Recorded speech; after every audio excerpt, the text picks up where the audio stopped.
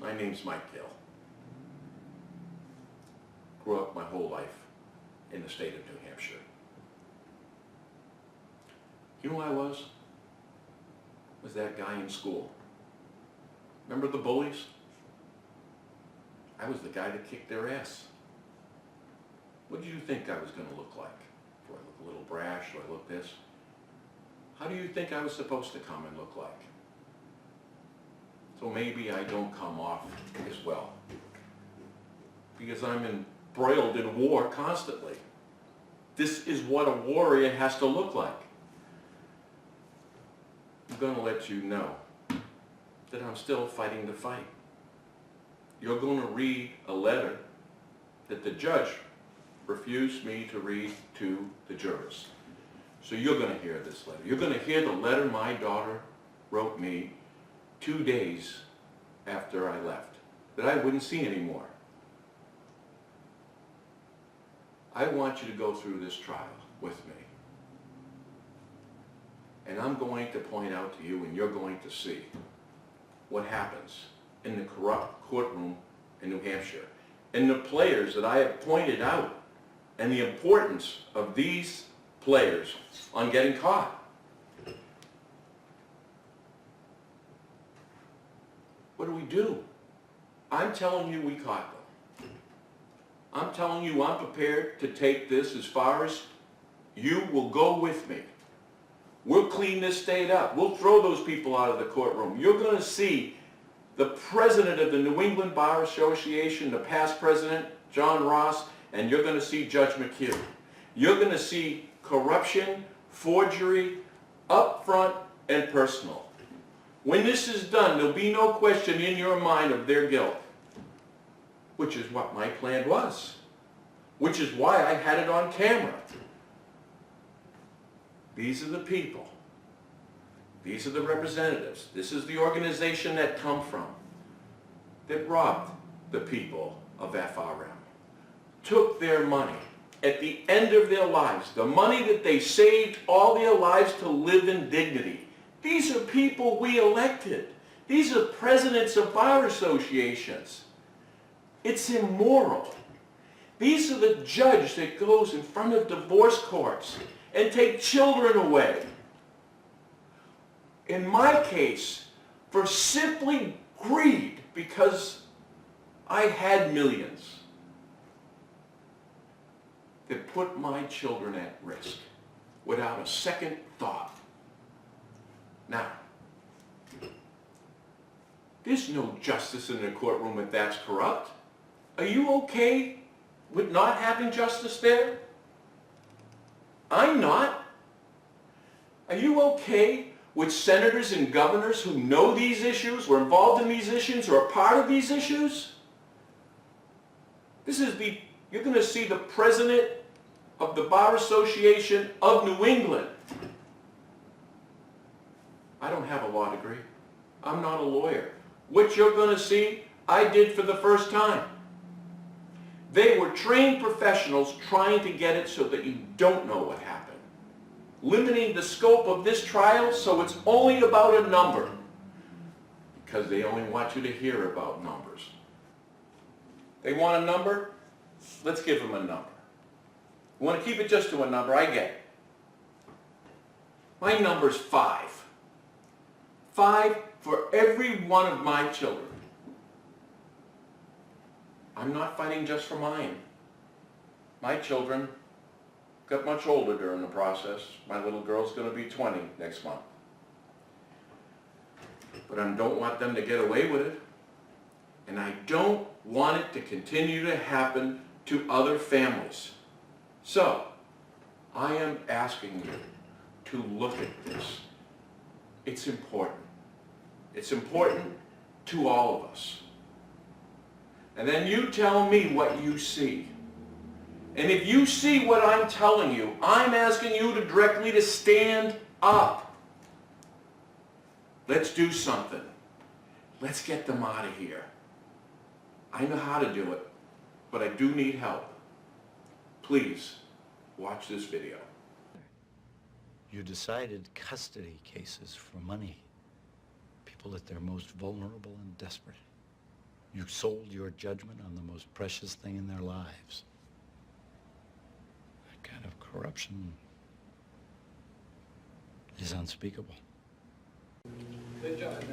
Just before jury selection, Attorney Hilliard stood up and brought to the attention of Judge McHugh the fact that I have Mr. McHugh on my signs.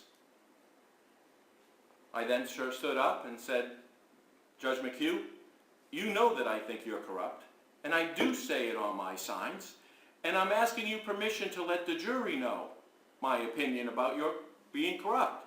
Jury selection is now over. What you didn't get to see was Judge McHugh's instructions to the jurors. And that was, if you went through a divorce and it was contentious, you can dismiss yourself or accuse yourself. Well, you think about that. Half of us been through a divorce. How many of them were pretty? They just eliminated everybody that would have been sympathetic to the situation. I guess I should also mention to you a potential reason for not serving is if you have been involved in a contentious divorce case, which...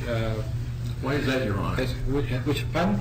Why is that excluded? Because I won't get into particulars, but this young lady indicated that she was involved in a similar situation which made her feel that she was not... Half of us have been. I don't know. But again, if... But that's exactly the juror that I'm looking for, someone who has gone through the same experience. So we're going to exclude that? Let me make the calls. That's what I do. May we approach the bench? Sure. Thank you. Much further.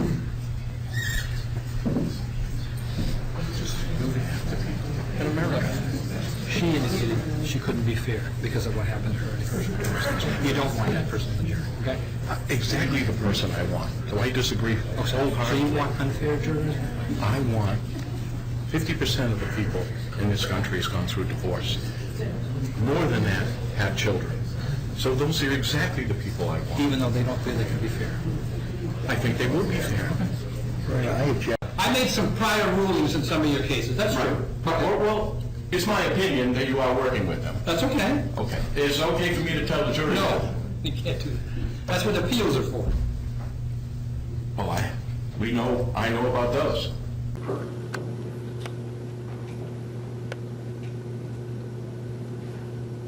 May it please the court, and Mr. Gill, and members of the jury, my name again is Russ Hilliard.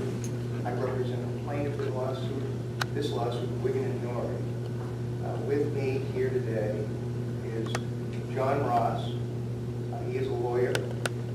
He's been practicing law in New Hampshire for more than 45 years, and he is highly regarded in the evidence will show as a divorce attorney. Now, I also expect the evidence to show the following. Mr. Gill, the defendant, hired Wiggin and Norrie and Attorney Ross in 2007 to represent him in his divorce proceeding. When he did that, it was August of 2007, when he did that, he agreed to pay for their services. And he signed an engagement letter that the firm provided to him, which set forth the terms of that engagement, the terms of the service, the rates of payment, and the dates of payment. You will have that letter as Exhibit 1. After August of 2007, the lawyers at Wiggin and Norrie that were working on Mr. Gill's divorce case devoted many hours to working on that case. All of their work was done at his direction and at his request, with his authority and with his knowledge. You will come to learn that he demanded a very aggressive approach to his divorce case, and that approach required a lot of time and effort on the part of the lawyers at Wiggin and Norrie. Each month, the law firm will send him a detailed bill itemizing all of the work they have done, what they did, what they did, how long it took them, and those will be mailed to him on a monthly basis after the month of work was completed. You will have all of those bills as Exhibit 2. What you will learn is that firm sent him bills for August, September, October, November, December of 2007, January, February, and March of 2008. And those bills were paid by Mr. Gill without any objections, questions. And the firm continued to work on his divorce case. That spring, the firm, Wigan & Norrie, sent him a bill sometime early to mid-May for the work he had done in April. Only 5 months' work. He didn't pay that bill immediately. The firm was continuing to work every day in May on his divorce, and you'll see itemized activities. And then in late May, Mr. Gill fired the Wigan & Norrie firm. The client can fire a lawyer anytime. But he fired them in late May, and when they then sent a bill for the remaining work they'd done in May, he hadn't paid the bill for the work they did in April. And then he didn't pay the bill for the work they did in May. Still, no objections or questions about the bill. He paid all the other bills, didn't pay the last two. In May of 2008, which is when he fired the Wigan & Norrie firm, he hired a new law firm. In fact, two new law firms. He ended up discharging them as well. And there were a couple of other firms that he hired that came and went as well. Bear in mind that he fired Wigan & Norrie in May of 2008. His divorce case went on for another 4 years after that. And finally concluded in March of 2012. But you'll hear there were a number of law firms in him. We will also have Exhibit 3. You may have seen one of these, I don't know, but the court maintains an index that shows every motion, objection, pleading, court order, whatever it is, chronologically, which will show you the activity of the divorce case in the court's record, and that will be Exhibit 3. The two bills that he didn't pay at the end for work in April and May total $117,800. $117,800. Wigan & Norrie brought suit to collect that money from Mr. Gill in May of 2011. Until the lawsuit was brought, there were no questions or objections raised with Mr. Gill to the bills. He just didn't pay the last two. I respectfully submit to you that the evidence you will hear will demonstrate that those bills for the work that was performed at his request are reasonable, and he should pay them. He has no valid defense to not paying for them, and at the end of the evidence, I will have a chance to sum up our case for you. At that time, I will ask you to enter a verdict against him for $117,800. Thank you for your time. Thanks for taking. Mr. Gill. My name is Michael Gill. This goes back 7 years. I want to make this just about the bill. I want you to know I have made hundreds of millions of dollars, quite literally. I'm not here for money. Not at all. I'm here. Did you see that little girl? That's my daughter. I have 5 children, 4 sons, and my daughter. I haven't seen that girl in 7 years. Let me read you the. the letter my daughter gave me on my birthday upon which I had to leave 2 days later. Mr. Gill, let me stop you here. This is part of the... I want you to see that before Mr. Hilliard could even object, Judge McHugh stopped me in regards to reading the letter, my daughter's letter to me. I want you to take a second and listen to what my daughter thought of her father. On a brisk January morning, a beautiful baby boy is born to two deserving parents. This baby becomes a toddler and now has the company of a baby sister. As the family grows, this boy builds himself to be a competitive and hardworking child. He becomes an older brother to a boy and another sister. His reputation at school develops quick as he becomes someone who protects the underdog. He realizes young that you have to believe in yourself in order to accomplish anything. His life at home is another world. He was a brother that made life fun for his siblings, playing tricks, games nonstop. He gradually became a man himself, using the concepts he's learned before.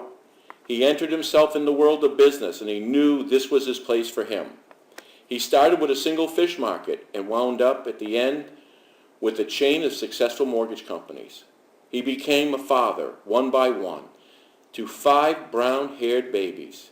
He let each one of them grow uniquely, giving them the lessons and life skills they would need in their lives. He gave them the freedom to find what they were meant to do in life, no matter what it was. The children always knew they had a father like no one other, someone who stood up for the little guys, and someone who took the hard road in life and made something for himself. This man was a hero in every one of his loved one's eyes, especially his daughter. I love you so much, Dad. Mariah. The subject matter of the divorce court, which is handling your divorce court, has been pointed out for several years. This has nothing to do with the amount of the bill, whether or not you owe it.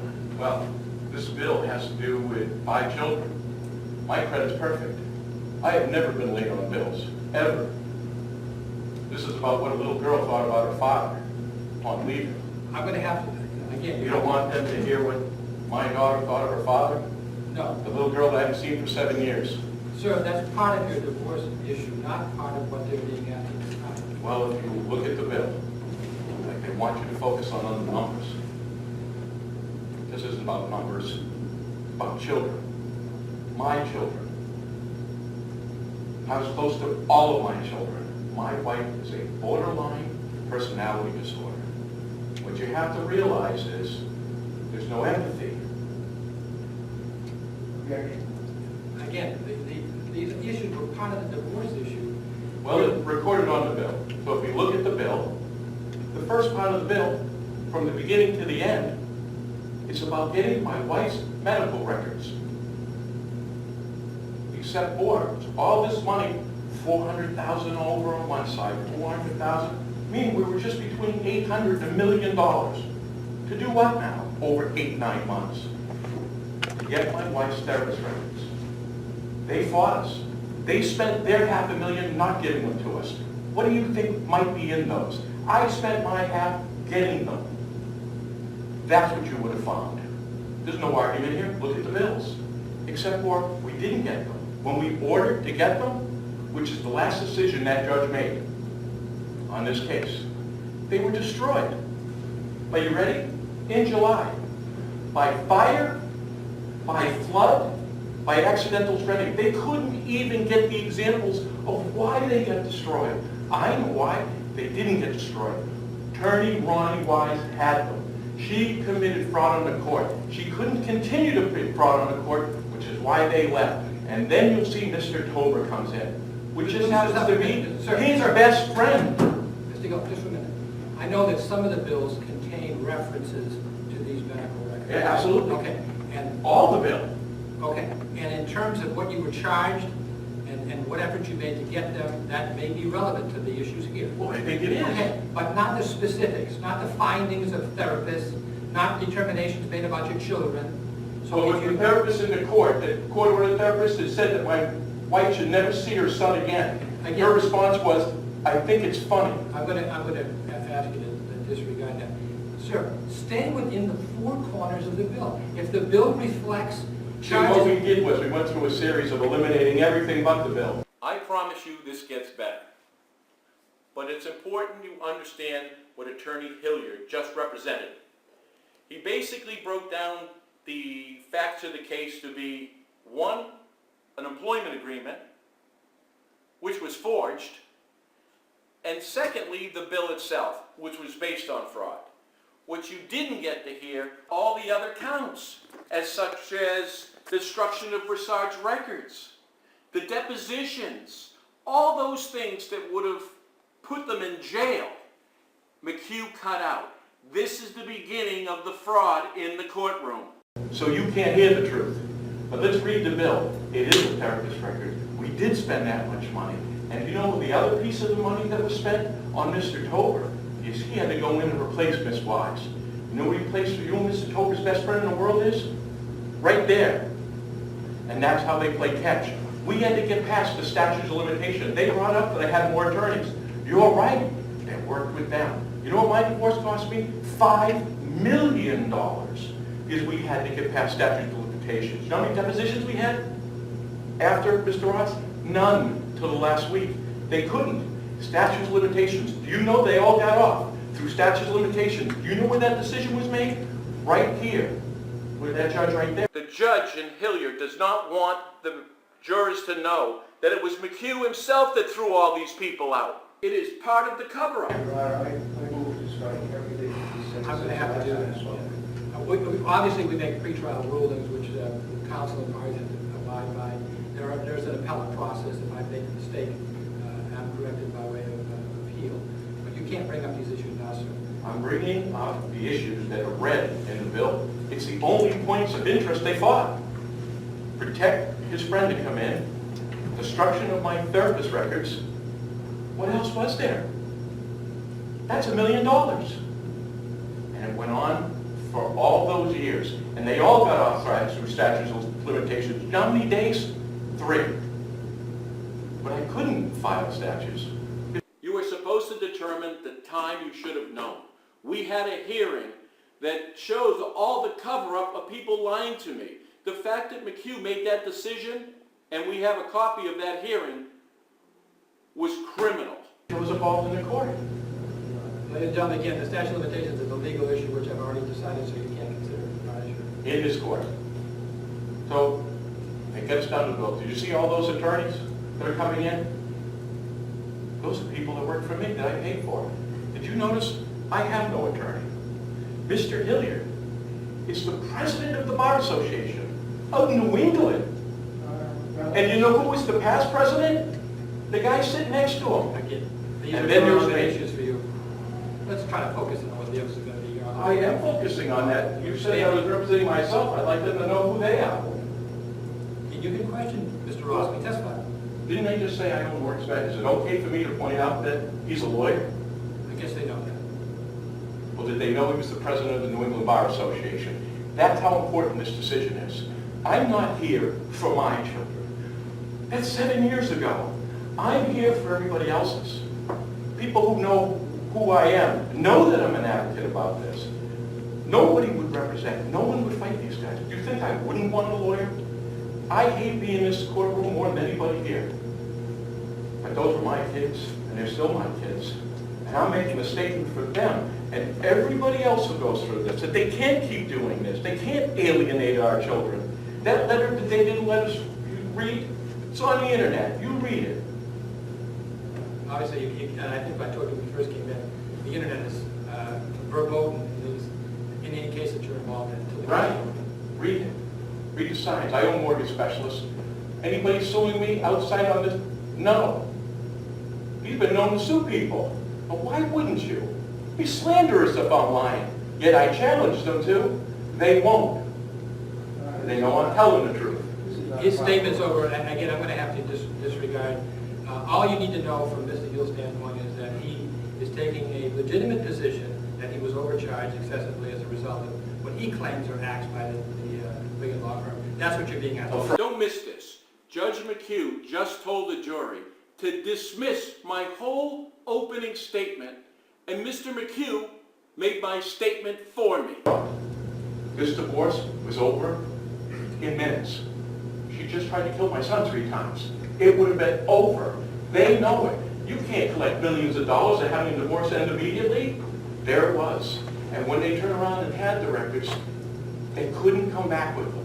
And that's why we had to go through statute. Listen, there's no dispute that I spent $5 million. They're not disputing that it went on for over 5 years. My little girl's going to be 20 next month.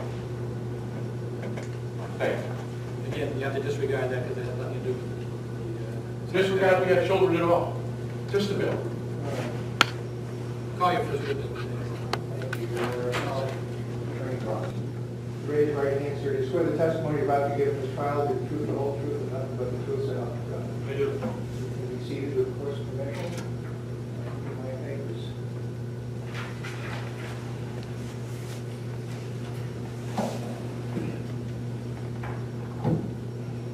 Attorney Ross, could you please introduce yourself to the jury in terms of your name and where you live and what you do for work, please?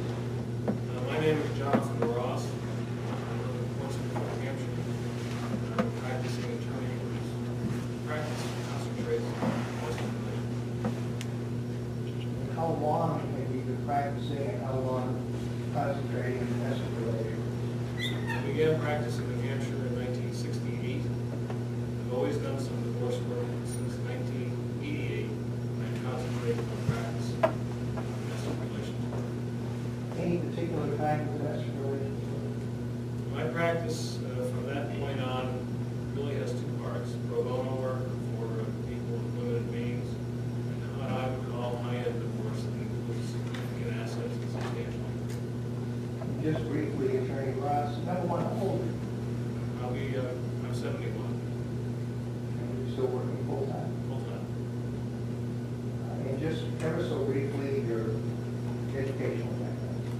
I went to Hobart College in New York, and then went to Georgetown Law School.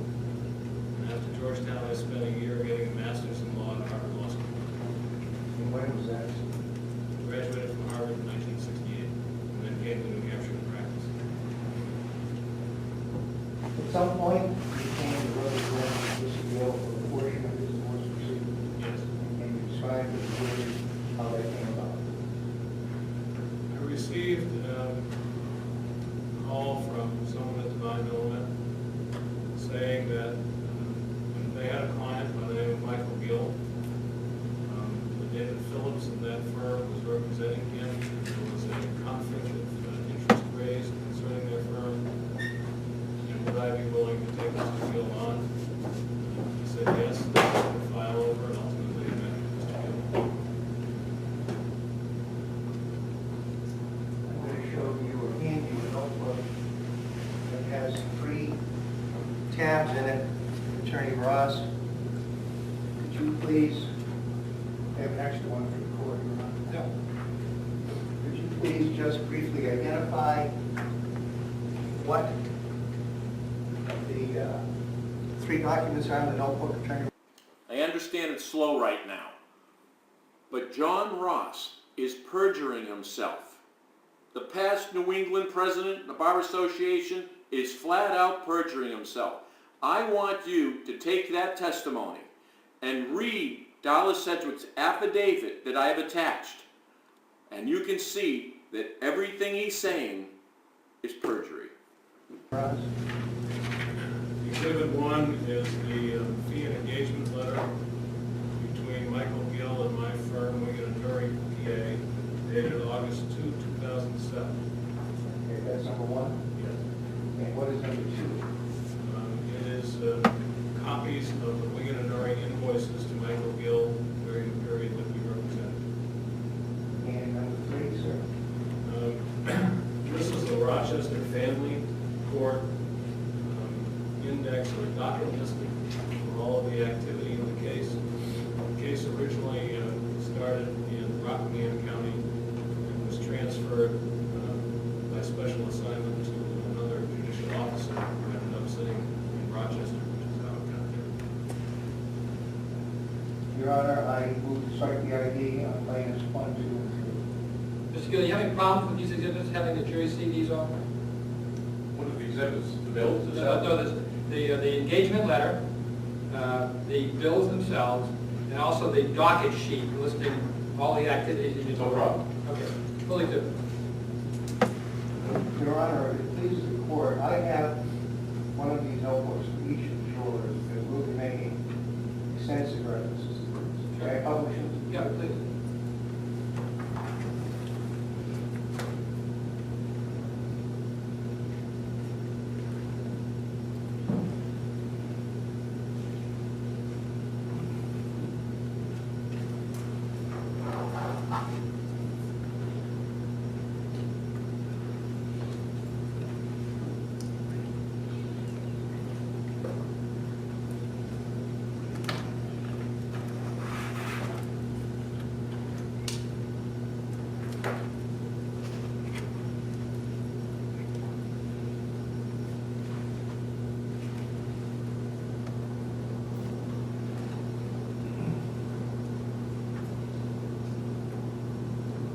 Attorney Ross, I asked you to look at exhibit number 1. Come on, please, sir.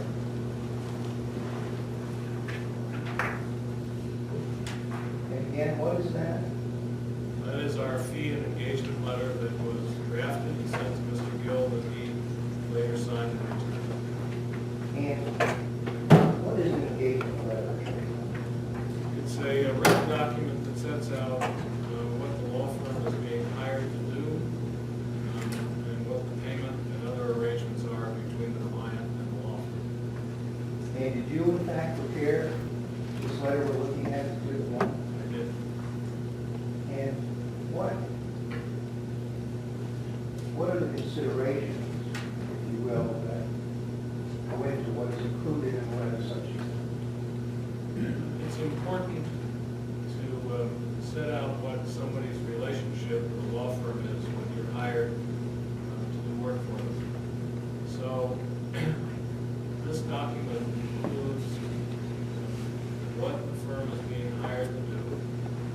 It sets out that if there's anything additional, it must be in writing and confirmed, because we want the client to understand that you're being hired for a particular purpose, and you're not a lawyer generally for anything that might come up in their lifetime while you're representing them. You then have to set out to work on the case, so they have some sense of how the law firm will handle their work. You set out what you're going to charge and the basis for it. You set out what the expectations are of the client and from the law firm, what the out-of-pocket cost might be and how that's determined. You make sure that the client understands that the client can terminate you at any time if there's no right to be somebody's lawyer. And likewise, there's no involuntary. Mr. Ross is giving you the definition of the engagement letter. Except for, doesn't it sound more like a release? And that's exactly what it was. Because they knew they were going to commit fraud. They knew they were going to steal millions. And they needed that release. And you know what? Because they knew one day they were going to wind up in court. And there he is. He was right. On the lawyer's part, the lawyer has a right to withdraw if we find that a client is not truthful with us or for any other reason that we determine that we can't be of service again. So the purpose of it is to meet our ethical obligations and to try to make full disclosure to what the relationship will be. And those features are included in this July 18 letter, the July 18, 2007 letter, Mr. Gill? They are. This letter was written for Mr. Gill in parts, but this document is a format of fee and engagement letter that I drafted some years before this, after attending some continuing legal education courses on what should be in one of these things. And before we look at some aspects of the letter, can you just verify for me that on page 3, it says that human sector, my language, is that right? Yes, dated August 2, 2007. Let me go back.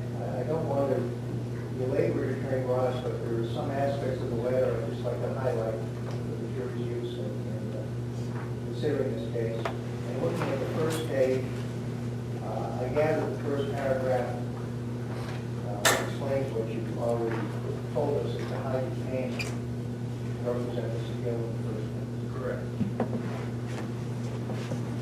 The second paragraph, at the beginning, again, does this reflect what you described to us that the letter sets forth the basis upon which you represent him? The third paragraph sets out specifically what we're being asked to do. Well, I'm sorry, I was in the second paragraph, the first sentence. Well, it points out that this is a legal document between us. It's a fee agreement, and that's capitalized to bring attention to it. And I make a point of putting in that letter, the client, this prospective client, has the right to consult another lawyer about the terms of this if they choose. So that the beginning of that relationship is fully arm's length. And am I correct that in the third paragraph in the middle, you outline what it is you engaged to work on? Yes, sir. If I can ask you to turn to page 2 of the letter, exhibit 2 of Attorney Ross, and I'm focused on the second paragraph that begins, "You will hire the firm." And what does that mean? It means that there is not a personal connection between the client and a particular lawyer, that we work for Wigan and Murray, and the client is hiring the firm. Part of the reason for that is that you want the client to understand that the person they're talking to is not necessarily going to do everything on their case. And in this particular case, though, Attorney Ross, was there some understanding as to who was going to be responsible for anything around the case? Yes, this was a large enough case that I asked my partner, shareholder Darla Sedgwick, to be co-counsel on this case, and I disclosed that in this letter so that it was clear to Mr. Gill that she would be involved. And I don't, as I say, want to be labored, but dropping down 2 paragraphs, the letter indicates you were going to be monthly, Correct? and that's what you did. That's what we did. You expected payment within 30 days. Yes? The following paragraph talks about the hourly rates for yourself and the other lawyers who might be working on the file. Yes? And then finally, I think, Attorney Ross, the very last paragraph on that first page addresses the issue of cost. And what do you mean by cost here? Well, they can range anywhere from travel, format overhead, copies of telephone, that kind of thing, for special delivery, documents if need be. We have to pay copies of bank records, for example. Those are expenses that are passed through to the client. And what about this last paragraph in reference to fees for experts? What does that mean? Well, in a case like Mr. Gill's, where you had business interests, some tax issues, everything that was at risk, the need for Attorney Ross, you were my attorney, is that right? yes, Yes? You heard me speak to the jury briefly about my children. How many children do I have again? you told us you had 5, And how many boys? 4. Okay, all right.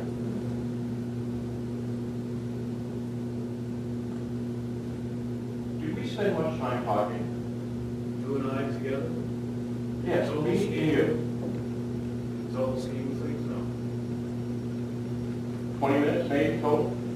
Ian and Ed? Much more. It's reflected in the invoices. Or the bills? Okay.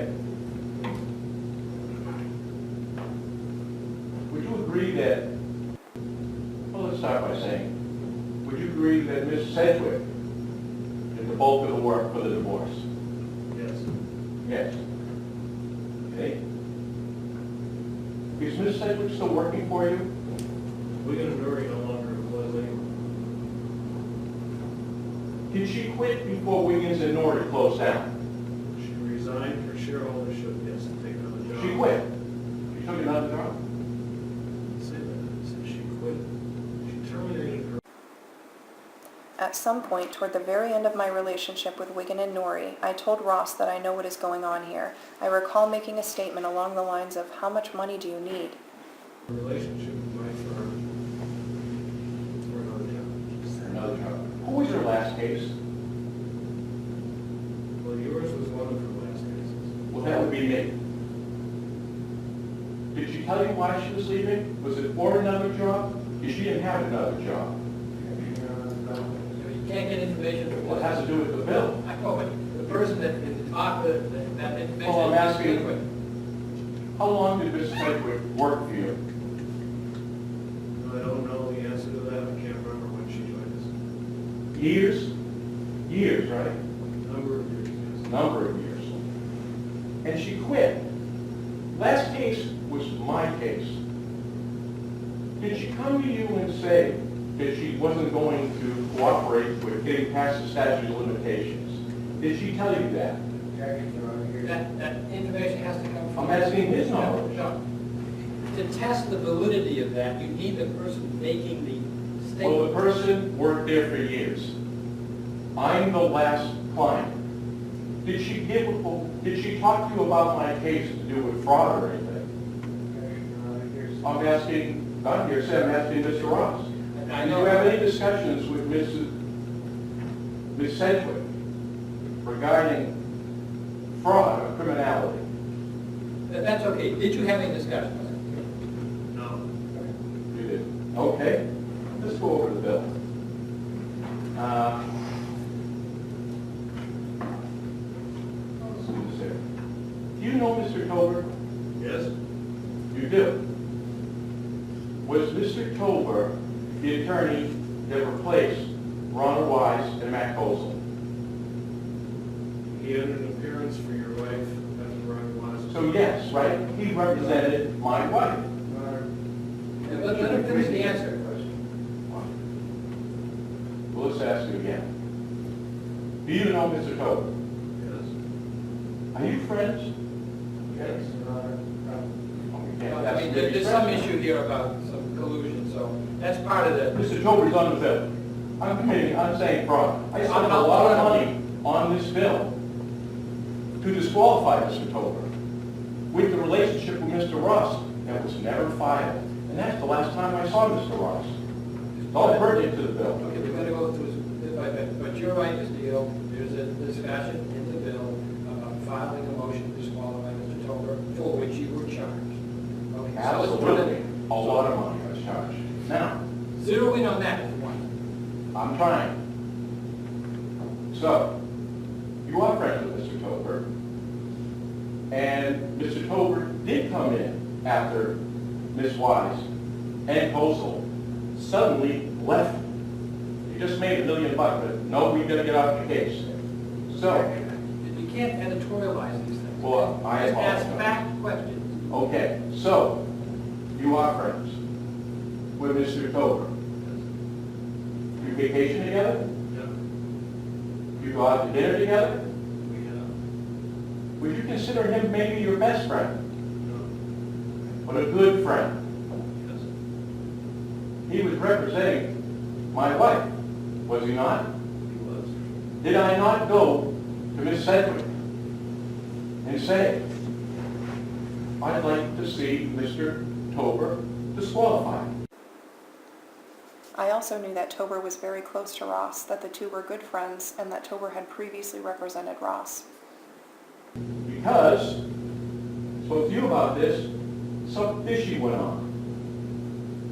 And I believe that Wise had the therapist records. Did I bring that to your attention, that I believe that they stole the therapist records and Attorney Wise actually had them? Didn't we have that discussion? Wait a minute, Mr. Hill, you can't have compound questions. You started with, was there discussion about his disqualification? Stop there. Okay. Was There there, was discussion about whether Mr. Tober could be disqualified if he was.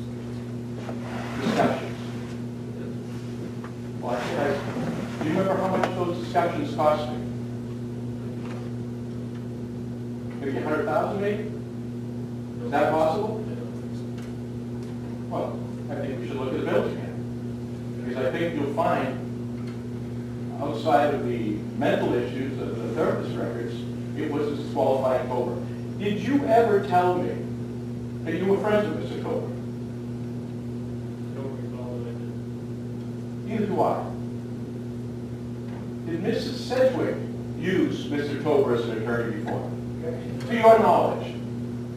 Again, that may play in, and the specific I don't want to know, but if it deals with some of the discussions that went into whether or not to file a motion to disqualify for which he was charged, tangentially, it may have some bearing. And the last question is okay. To my knowledge, prior to our representative, Mr. Tobin represented Sedgwick in personal treatment. How much longer before she represented me? Could have been months. I don't know the dates. Okay. So let's go back. You're friends with Mr. Tober. Does Mr. Tober represent you as an attorney? Does he? Has he? Oh, he has. So Mr. Tober is your attorney, is that correct? No, it's not. Mr. Tobin represented me prior to my representing you, totally unrelated. Could you speak a little louder? An unrelated matter. So we're friends, and Mr. Tober represented you as your attorney. In Ross's opinion, no conflicts of interest existed by virtue of Tober's involvement. Ross never discussed with me the subject of Tober's prior representation of him. Again, I could not understand why Ross seemed to be fighting not to move to disqualify Tober. Once? My memory is once. How about the business that you were the president of? Did he represent that? He did some work for Wigan and Ori in prior matters. Were they both malpractice cases? I'm asking him Yeah, again. but the issue now is whether or not he was billing you properly for this issue of disclosure. Absolutely. But the particulars of that is Well, not I'm trying to state that not only they were friends, he was his lawyer, and he represented, well, as there was two malpractice suit against you. That's not true. The particulars are important, sir. You've established that there was a relationship there. Well, I also want to say not just a relationship, he was your attorney. Now, what was the time between Mr. Tober represented you in a malpractice suit and then he represented my wife? How much time in between? I'll leave out the malpractice suit piece, but the former representation, okay, and the current, and the representation of your wife. Right, because we are talking about a motion to disqualify Mr. Tober, which I asked him to do, and we spent a lot of money to do it. Never disclosing you were friends. Now,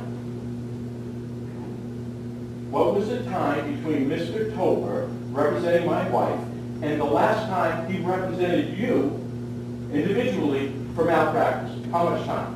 Somewhere between 6 months and a year. Oh, I think it was days, but we can check. Days. They waited for him. You can't comment on it, sir. You got the answer. If you don't like the Okay. answer and you have some personal knowledge, you can testify about it. All right, so, he was your attorney, you were friends. So I'm asking Ms. Sedgwick, you had discussions because you said out here that you reviewed the bill and you discussed. Your job is to discuss what was going on and what they're doing. Is that so? I don't understand the question. I'm saying what Mrs. Sedgwick is doing, you're conferring with her and talking to her about it. I hired you as my attorney, is that correct? That was the explanation you gave here. Yes, you hired my firm and me as your lawyer. Yes, during the course of your representation, I talked to Ms.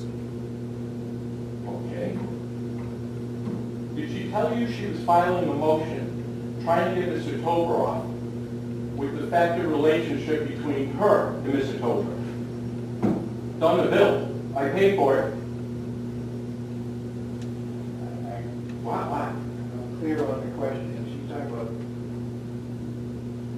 I think the question is, was there a conflict between Mr. Ross and Mr. Sedgwick about disqualifying Attorney Tober? Right. The answer to that question is yes, you Was there further talks, seeing that we had talks with Ms. Sedgwick, about disqualifying her, why not you? Were your friends and he was your attorney? Was there discussions about putting a motion together with your relationship and getting Mr. Tober off? Did you create a motion with the response with Mrs. Sedgwick and yourself? Did I pay for a motion for you to write? Your Honor, if Attorney Ross was given the opportunity to answer all those questions in global fashion, It's easier for him if you ask one question, stop, and then wait for the answer. I don't mind if he just gives him a chance to answer. And I think that's the last question as well. I can answer it globally, I don't have the information. Well, let me simplify the question. We established that you're friends and that he was your attorney. Why, if it was okay, you just said you knew that Ms. Sedgwick was writing a motion to exclude him because of her relationship, why wouldn't we put you on a motion where he's your attorney just prior to that and your friends? Why didn't you put that motion in? May the witness now answer, Your Honor? Yes. It was brought to my attention, Mr. Gill, that you wished to disqualify Mr. Tober because of prior relationships and friendship. Could you speak Mr. louder, Tober please? and me. I looked at the rules of professional conduct that govern lawyers. Part of my job at Wigan and Nuri was to be the person deciding ethics issues for all of the lawyers in my firm. And I made the judgment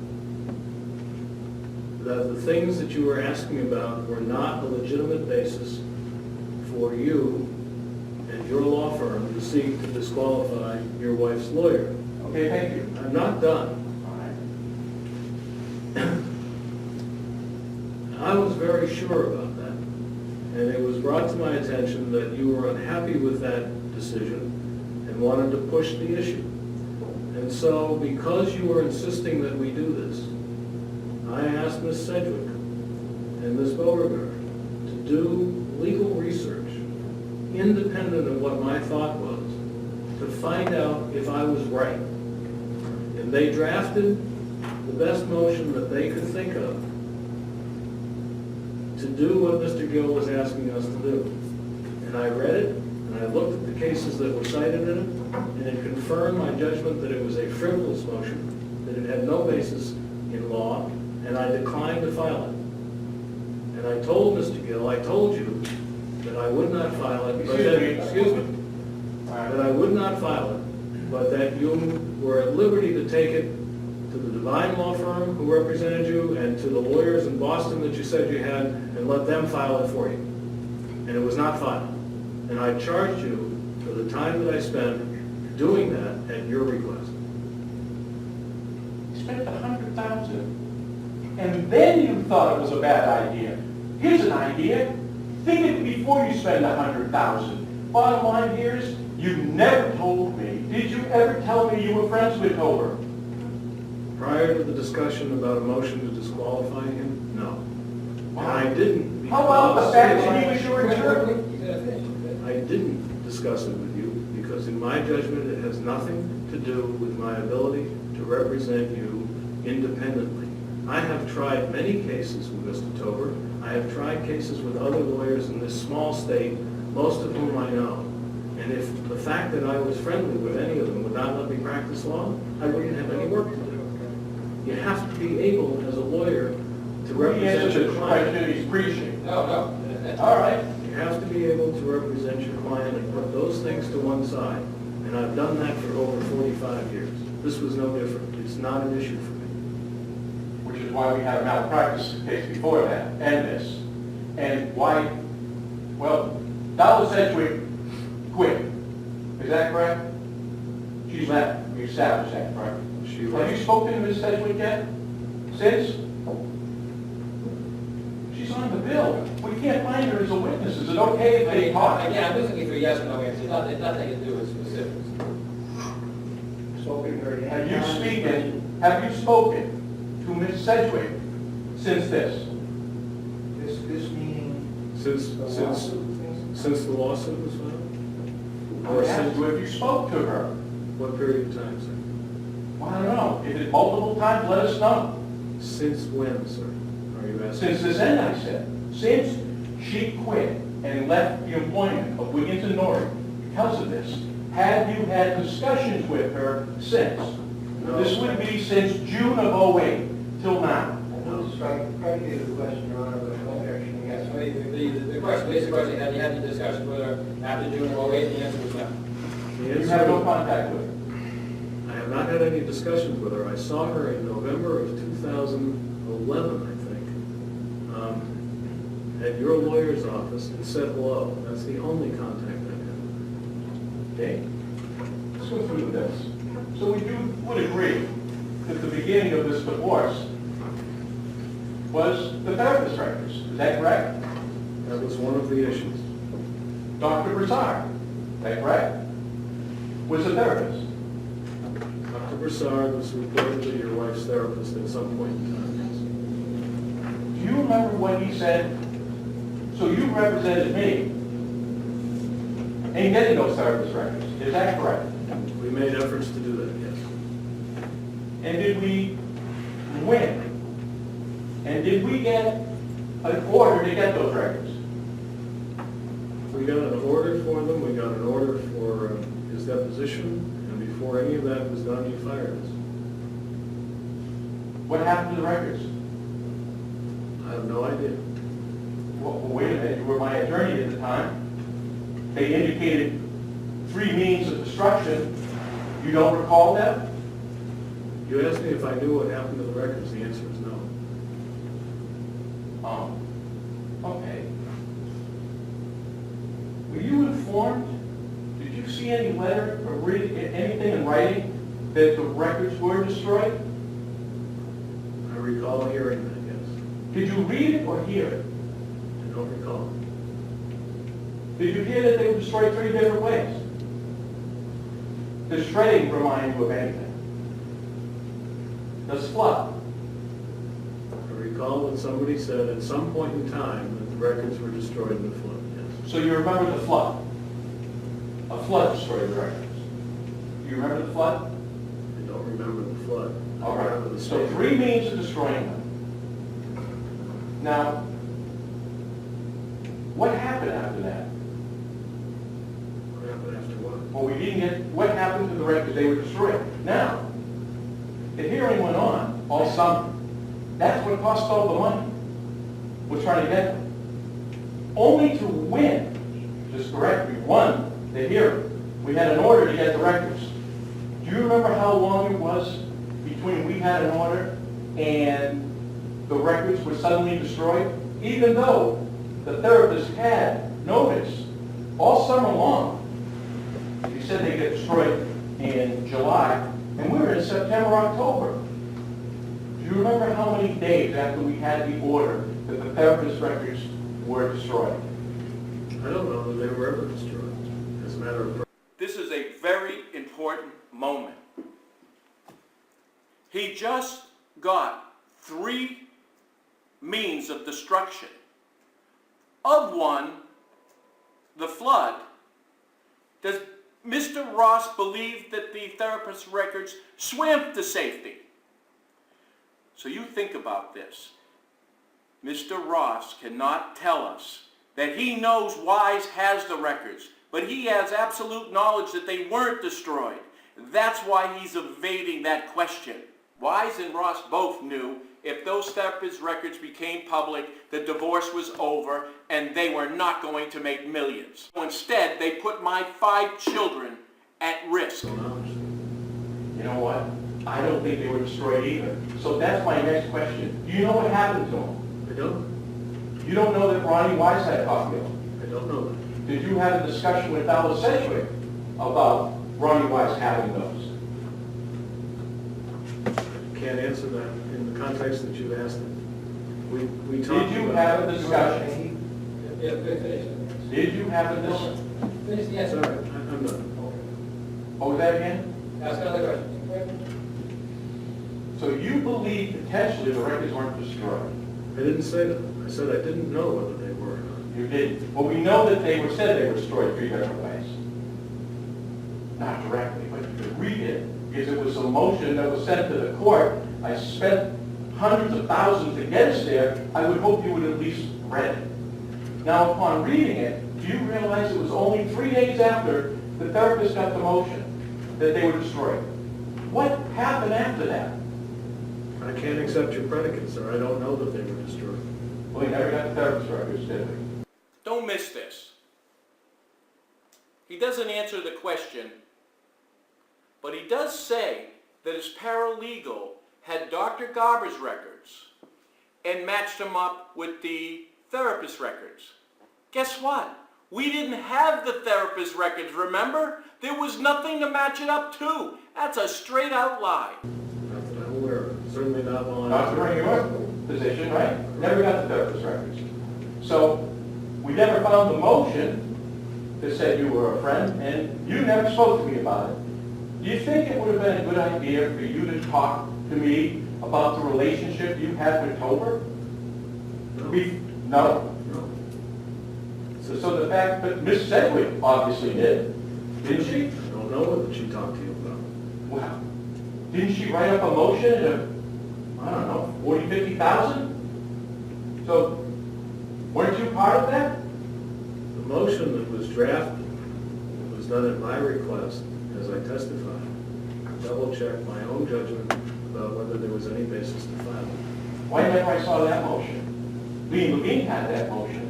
So in case you're saying it wasn't written, I'd be careful about, there's a copy out there that says you did write it.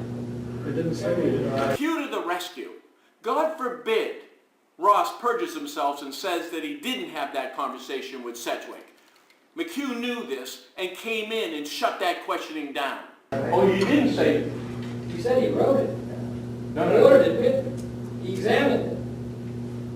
And then he made a conclusion, not before you charged me 100,000, only afterwards. And while he was going through this process of examining it, he never once told me. As the client, I would have liked to have done that. All right, let's keep going. You managed it. Yeah, that wasn't a question, that was a comment. So go ahead, next question. All right, let's go over the bill. You know what? January 08. I didn't see anything down here. Annette, was that just a misprint? What page are you on, sir? January 9, 08. Your bill. Thank you. Page 36.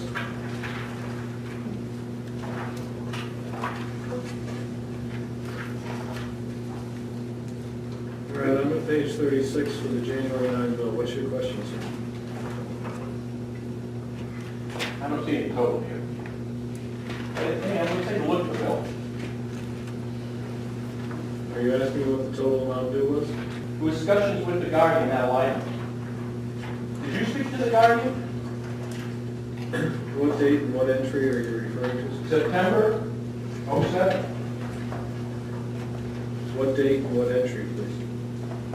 Well, I'm asking you a question. And I'm It asking says you to here, show Attorney me. Ross regarding appointment with Tim Cunningham to GLA. I'm asking you, you're a long-term time divorce attorney. I'm assuming you speak to the Guardian about my children-in-law. Did you? Would you refer me to the entry that you're making reference to, sir? Well, it says here, on your bill, What date?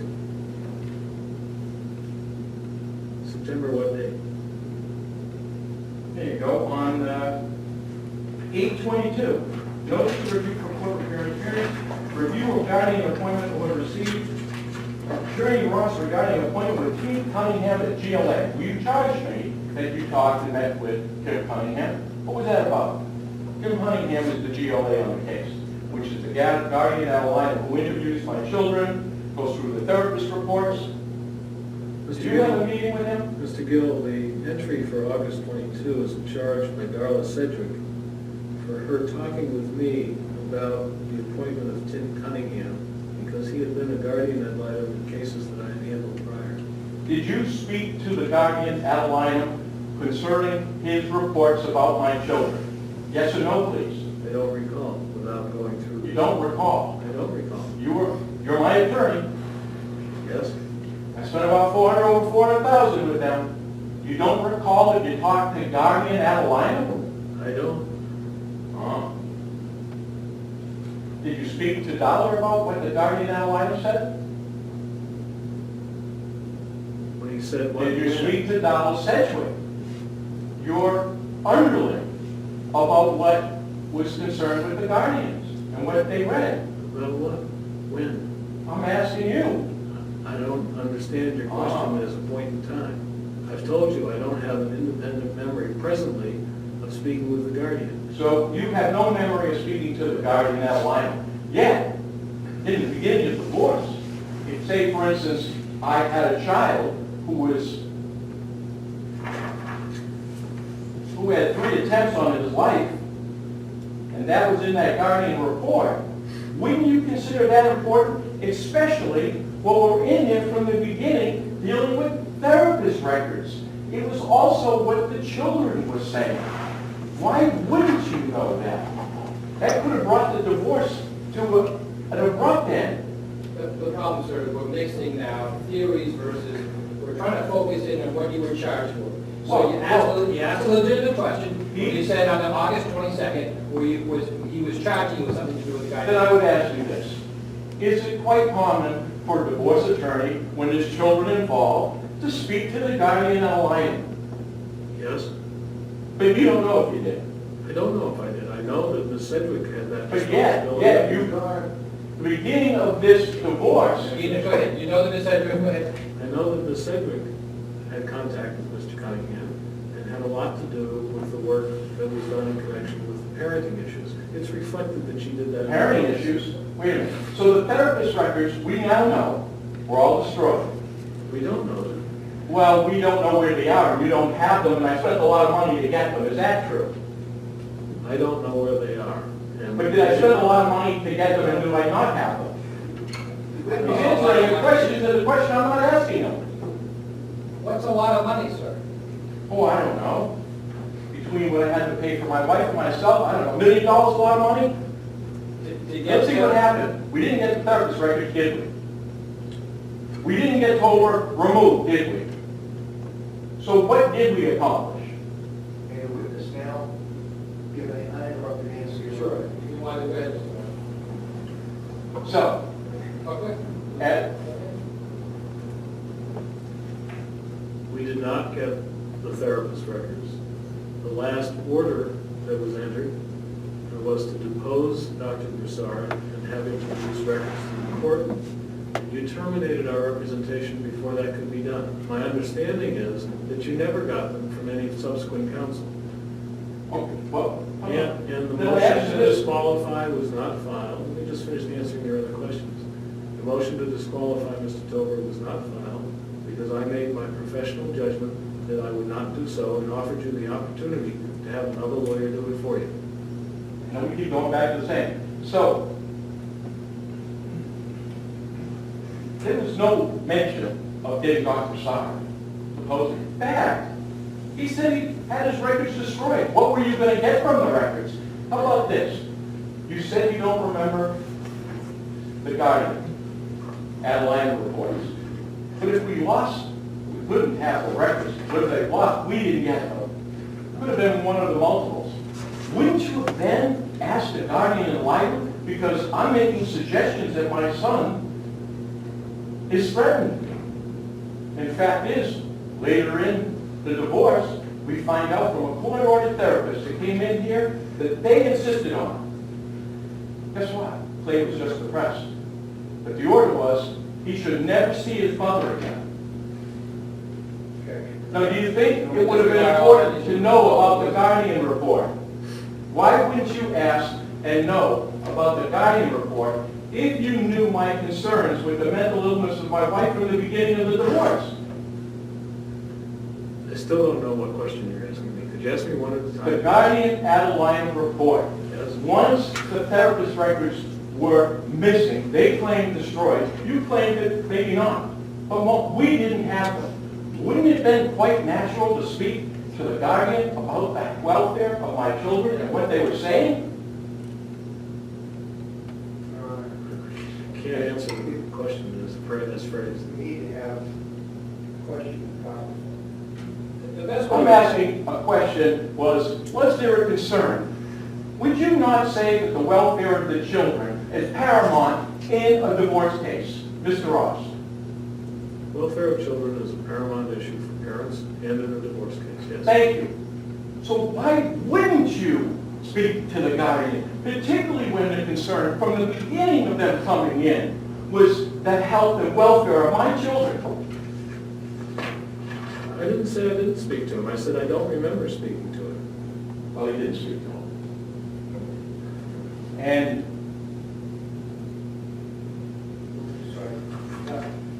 Let's get some evidence from the guardian. how did you become my attorney, Mr. Ross? You hired me, sir. Right, off a referral from, you didn't remember his name. Do you remember Alice Walker now? You're gonna see him, who's the president of Divine Nomad. Do you know Mr. Walker? I do. Is he your friend? No. Okay. Did he refer me to you? My understanding is that I was referred So you do remember? to It was Mr. Walker. Let him finish. Go ahead, by whom? by either Mr. Walker or Mr. Phillips. I was not privy to their conversation. Yeah, when I met you, Mr. Walker. Okay. Did Mr. Walker, did you pay Mr. Walker? Was there any referral fees between you and Mr. Walker? No. Did Mrs. Sedgwick meet with Mr. Walker? I'm sure she did. She did. Sometime during our representation of you, she did. I know that because she was with me when we met with him on several occasions. Mr. Ross has a questionable memory. In the beginning of the deposition, he forgot even that Walker referred him. And now, he's having a meeting with them because he feels obligated because he did. You can't get it both ways. The reason why he had that meeting, they had to go to Plan B. Walker couldn't have them lose control. See the organizational chart that I presented you. Walker was the puppet master. That's what he was doing with Ross. What about the last meeting? I don't Were you there? I don't know what. When they discussed malpractice? I don't know You what- weren't there. What am I clear about is whether or not there was some special billing for potential malpractice claims. There's no billing for that. I don't know. Yes, they billed her time to speak to Mr. Walker about the malpractice. Mr. Walker told her to get out of town, and she did. That's not true. You can, sir, Well, it is true. Mr. Gill, you're making a representation that you know somewhere in that bill there's a word malpractice and a discussion about that and a bill to you. Is that what you're saying? You know? Yes. Okay. I'm going to give you 10 minutes to try to find that. I got to give these folks a break. We take an afternoon break, okay? You find it. All rise, please. The honorable court is in session. Have a seat again.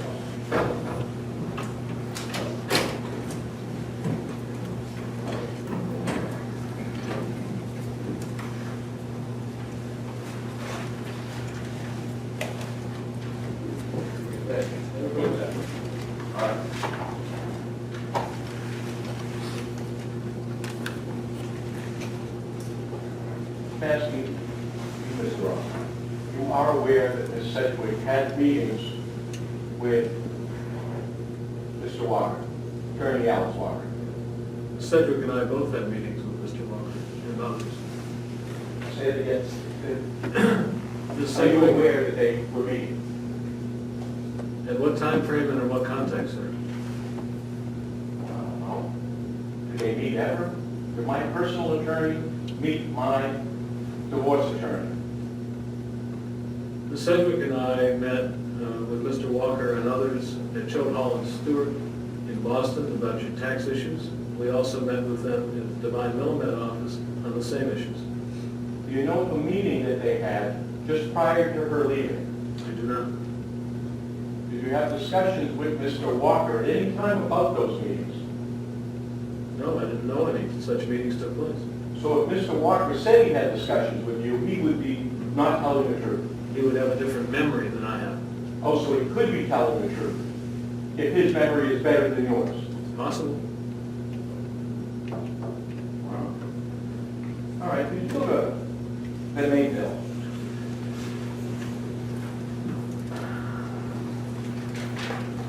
For work in April or a bill for work in May? May 20th, we'll go to that line.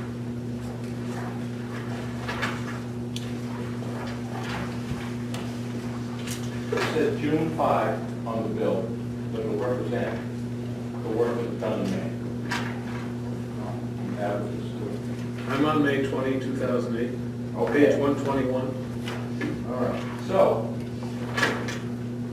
this is towards the end of our relationship. Many months, when we said the therapist records went missing, and I asked you a question of the GLA, and you had no memory.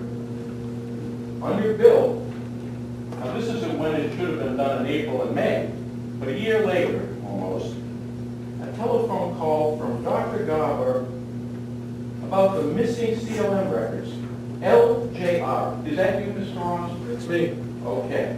So you had discussion with the GLA, the guardian ad litem, Mr. Garber, about missing records. I just couldn't see it here on my bill.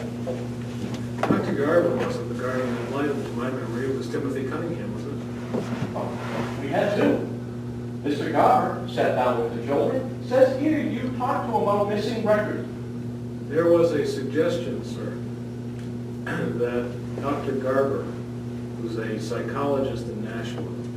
Yes, I know who he is. I'm asking you a direct question. Let him finish. Go ahead. He's avoiding the answer. I've got on the bill that you billed me, that you had a meeting with Mr. Garber, and it was regarding the missing records that you don't recall. May he answer the pending question now, please? Excuse me?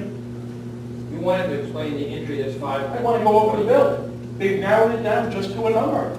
So let's deal with the number. Mr. Ross said he has no memory of the GLA. Yet, most important thing is the children in the beginning. Well, he has no memory, yet it's on his bill, and he refers to them as missing records. Your Honor, this is argument is improper. What argument? It's on the bill. You're making it so that he can't understand what you're asking him. Let me pose the question for you, okay, on this one issue. Well, I thought it was pretty direct. Go ahead. Okay. You get it. There is a line, Mr. Ross, right, 520 that you referenced. It says telephone call from Dr. Garber for a missing record. Yes. Okay, that's with you. Do you remember anything about that call, what it was referencing to? There, to my memory, Your Honor, there was a suggestion, and I don't remember where it came from, that Dr. Garber had seen the records from Dr. Broussard. And so I had a telephone conversation with him to find out if that was so, and if he had the records. That's what that entry reflects.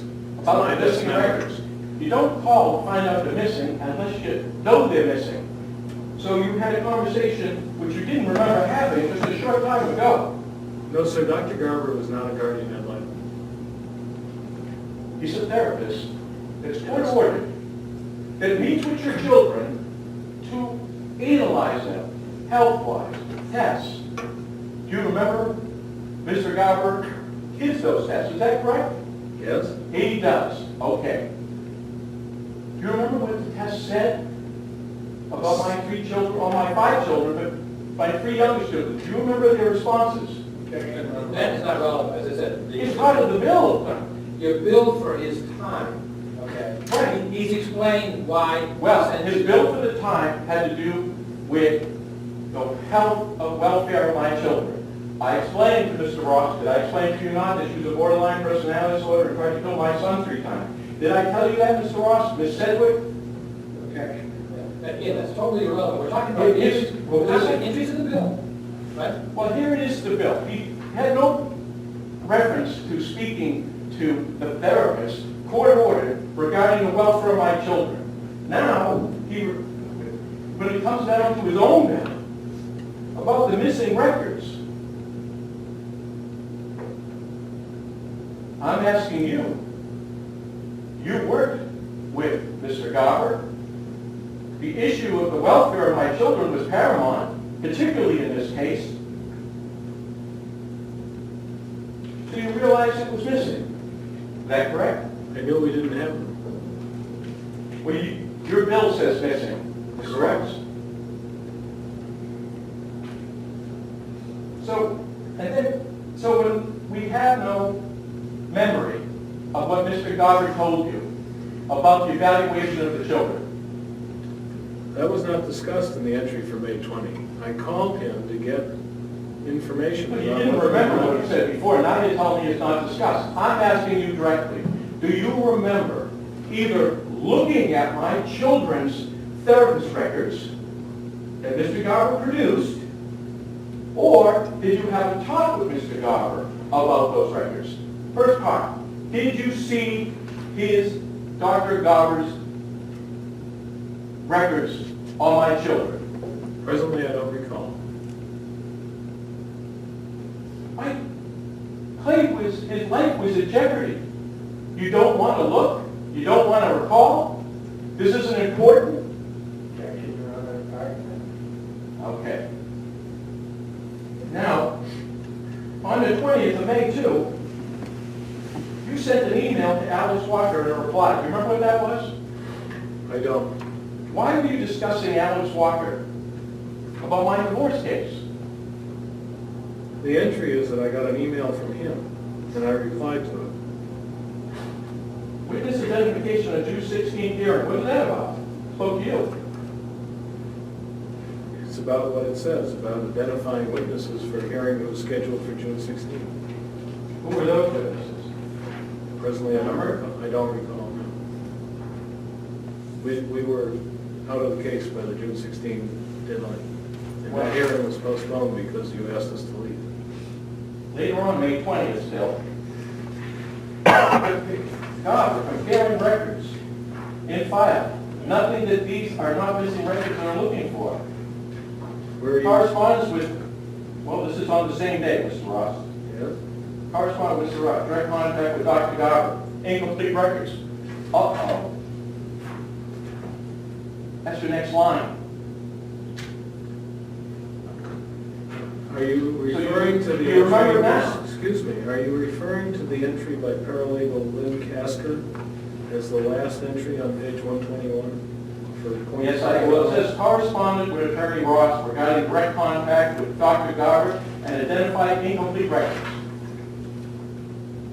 That's where. Don't miss this. He doesn't answer the question, but he does say that his paralegal had Dr. Garber's records and matched them up with the therapist records. Guess what? We didn't have the therapist records, remember? There was nothing to match it up to. That's a straight out lie. The paralegal did in comparing records to see if there was anything missing in what had been produced. What does correspondence with Attorney Ross mean? To Dr. Garber. It says here the subject was incomplete records. Mind you, this is about 8 months after I hired you. It reflects what the paralegal was looking for. She refers to correspondence with you, Mr. Ross. And you having direct contact with Mr. Garber. Objection, Your Honor. It's a mistake of the entry. The Attorney Ross should be able to answer the question. This is all part of the bill. This is what I paid for. I'm showing you what I paid for. But if that entry is troublesome to you, sir, let him explain what it means. Then you can question about it if you disagree with him. You haven't explained anything. Go Give him a ahead. chance. Go on. The entry for May 20 by LLC, who was a paralegal in our office at that time, reflects that her assignment was to review certain records, one of which was to look at the facts of records from Dr. Garber and compare them with what we already had in the file, and noting that the records that he had sent in response to my contact were not incomplete. That's what I understand this to mean. She was asked, excuse me, she was asked to take one set and compare it to another set to make sure that what we had produced were the same, if there were not incomplete records. That was her assignment, that's what she billed for, her response is But there. that's not the question, is the answer to the question, is it? Because the question was, again, I'll ask you, direct contact with Mr. Garber about missing records. Not, we put it here, we put it here, we put all these boxes that they'll never use to show you what money they spent. That Smoke and mirrors. I'm asking you a direct question. That reference, sir, in recorded in my time, I've explained, was a telephone conversation to find out for myself whether Dr. Garber had Dr. Broussard's records, and he did not. Well, what'd you do when you found out that they were incomplete? After 7 months? I didn't say they were incomplete. Missing? Dr. Broussard's records were It not says there. incomplete on your bill. I paid for the word that said incomplete, sir, with your name on it. You're missing up the Broussard records from the Garber records. I'm going back to Mr. Ross speaking to Mr. Garber, and he identified them as incomplete. No, it said missing. Mr. Garber, therapist Garber, Dr. Garber, had a conversation with you, and you with him, and he said that the records of my children, particularly, well, my wife's therapist records, were missing. Is that right? Says incomplete missing. That he had a conversation with you. I called him to see if he had the records of Broussard that we were unable to find. He did not have them. The other entry is comparing two sets of records to see if the second one that was produced was different than the first, and they were not incomplete. You find that unusual that the therapist records go missing? Is that customary? I don't have an opinion on that. I don't know what's How customary. many years have you been a divorce attorney? Has therapist records come into play? Sure. What was that again? Yes. Often, don't they? Sometimes, yes. In fact, I would say some of the better attorneys know very well about therapeutic issues, because you have to argue them. Yes, Mr. Ross, or not? I don't know what you understand, sir. I can't speak for you. You deal with, what is a borderline personality disorder, Mr. Ross? He's not a doctor, and that's not an issue before this court. Okay, let's go back down your bill still. Not that we got an answer. You are another The comment, the telephone. comments you have to describe, you have to comment. 527, Attorney Walker, discharge and withdrawal. That's you, right, Mr. Ross? LJR, 527. Hang on just a minute. Who is Yes. this? 527. Correct. You spoke to Mr. Walker. Remember what that was about? Yeah, I called him to say that we were discharged and we were withdrawing from the case. Mr. Walker is my private attorney. Again, is there a reason why you're speaking to him here? Yes, because you asked us to get out. His office had referred you to us. There was a hearing coming up, and I thought it was I'll say incumbent he on referred me. you there. And I thought it was incumbent. Walker knew from the beginning that he couldn't represent me, but he still wanted to make money. He put me up for bids. Who took it? Ross. Why? Because they were in financial difficulty, and he cut a deal with Ross that they both got paid. On me to let Mr. Walker know that we were withdrawing at the earliest stage. I thought that was the right thing to do for you and the right thing to do for him, and I did it.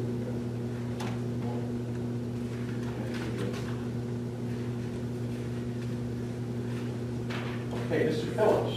You know Mr. Phillips? I do. You do. Is he a good attorney? Yes? Mr. Walker a good attorney? Yes? If my wife owned 20% of Mortgage Specialists, which you were my attorney, so you know it's true. Is that correct? The particulars, sir, of these other issues. Well, this is the bill. My point being is,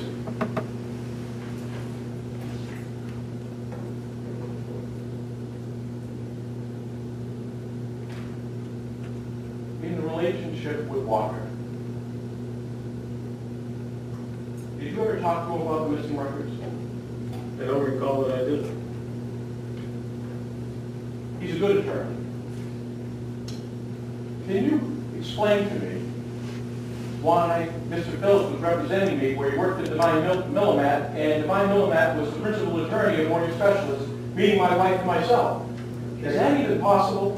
Objection, Your Honor, relevant. Well, relevance in how he spoke. Mr. Phillips is on the bill. Yes, he's on the bill. So I get Mr. Phillips was the previous attorney.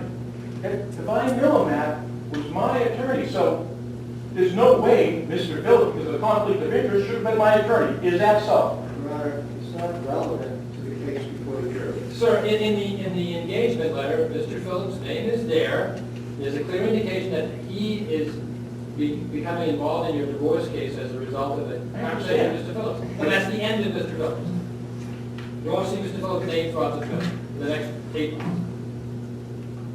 You didn't answer that question, though. What was the question? Was it right or wrong to have Phillips? Well, you're the judge. Okay, that's right.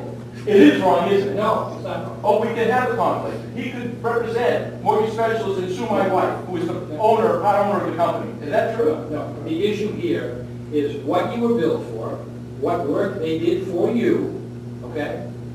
And whether or not you have to pay They them more billed money. me for the meeting of Mr. Phillips and Mr. Ross. And the explanation is in the engagement letter. It wasn't my explanation. I asked a question.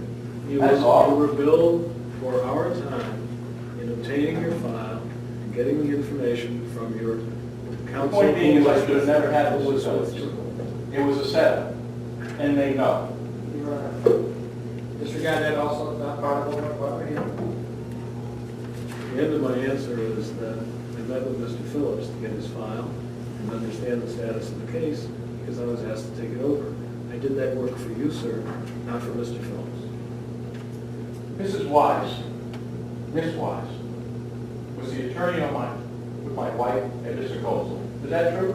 Yes, Do you know Miss Wise? I do. Friends? Colleagues, not friends. Never gone out to dinner with her? I haven't. Have you ever represented her? No, She ever represented you? no.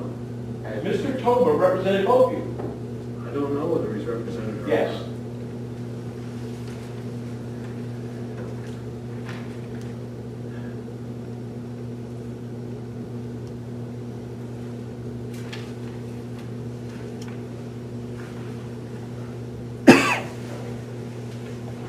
Have you had discussions with Ms. Wise regarding this case?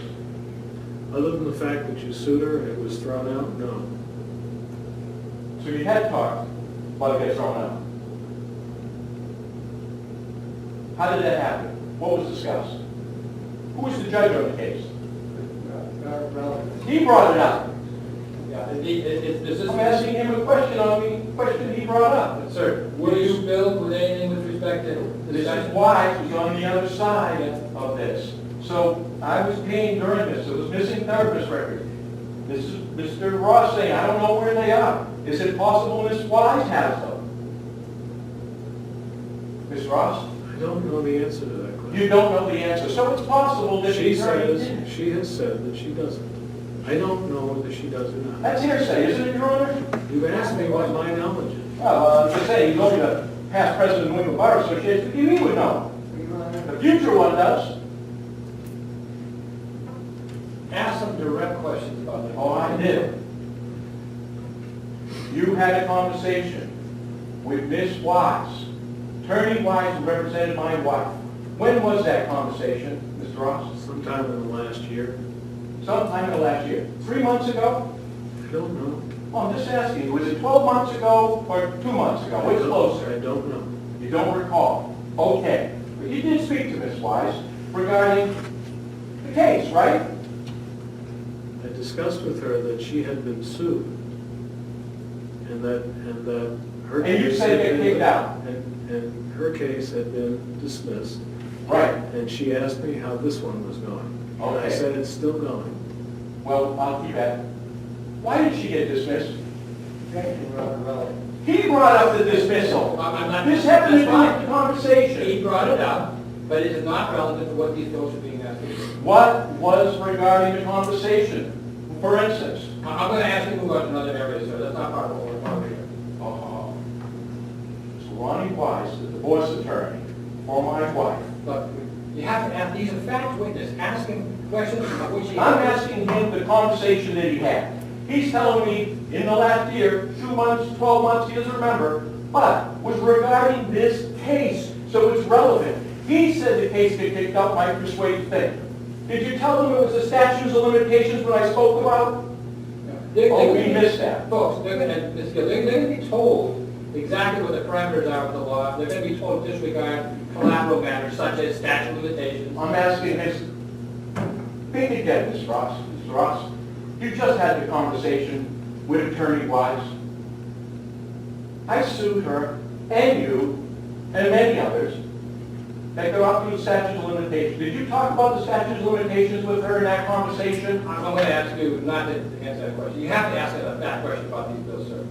We've been at this now for 2 hours, and you're not making any... Well, he had a conversation about my case with Ms. Wise. And I'm just making the statement, it's my job. What was said? No. What was discussed? No, it's not relevant to the issues before this jury in this case. That's my ruling from which you can appeal. We talked about that appeal now, didn't we? Anything else about the bill you want to ask? Or are you done? You know what, let me take a look at that, right? Mr. Kent. Did you I met with Mr. Tennant. have a conversation with Mr. Kent? I want you to remember, Mr. Tent, he got his instructions from Ross and Walker. And Walker continued giving him instructions. Remember the email that I showed you about mediation? Don't tell Mike and don't file it. That was from Alex Walker to Jim Tenn. All they did was pass the baton. The plan was the same, we just changed the players. I did. What was said in that conversation? Was it one conversation? I had one conversation with him about your divorce case. Not more than that. I don't think so. I think I billed you for the time that I spent. Mr. Kent, at the time, when I had him, he was the president of our association too, right? Do you know that? I don't know. He was. Mr. Kent, you spoke to him. What did you speak to Mr. Kent about? I brought him a copy of your file. I talked to him about the status of the case. Cedric and I were together there, What did you say to him while I'm asking you? and I told him that my expert for you was Dennis Stone. That's Can you what we speak up, talked. please? That's what we talked about. You talk. I brought him up to date on your case. You I did? told him that Mr. Stone was an expert. He hadn't worked with Mr. Stone before, and we brought him your file. You remember Mr. Stone? Sure. Remember that hearing when you came out? The last time we saw each other? Mr. Stone was there, wasn't he? I believe he was. Ms. Cedric? Yes? Ms. Beauregard? Yes? And myself? Yes? Did we all expect you to file that motion in a hearing? Every one of us? No. Well, did anyone tell me we were going into that hearing without filing a motion? How about yourself? Are you referring to the motion to To exclude Mr. Dover? That had been communicated previously. Excuse me? That had been communicated previously. Yet, you didn't announce that to me till after the hearing. Isn't that so? I don't think that's so. Always right. In fact, when you announced it, it was with all those people in that hearing. Do you remember what you said to me? I don't. You don't? I don't. Oh, let me remind you, maybe you can remember. Case of Joe, he's my friend, and you walked right out the door. I denied saying that, sir. Oh, certain things I remember. I would not have said. Well, we have witnesses, so if they say that you said that, all four would be lying. I don't know that. I'm telling you what I. So you're telling the truth. Okay. I'm telling you, excuse me, I'm telling you what I remember. So I wasn't told, expected the motion to be filed. Everybody else must have been pretty good actors in their room, because they appear to be as shocked as me. Now, Mr. I'm sorry, yeah, what was his name again? Mr. Stone? Who? Mr. Stone? Stone. Do you remember what he said to me? Did you hear Mr. Stone? I'm asking you what you heard. Again, just focus me in on that. What are we talking about?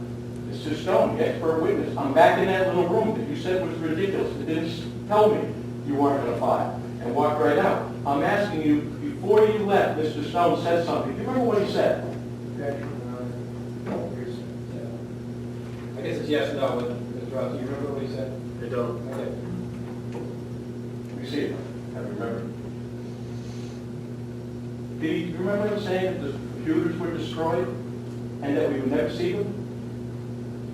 I don't remember. Do you remember that he said that he saw Sarah meeting with Mr. Tolbert while Mr. Tolbert was still defending you?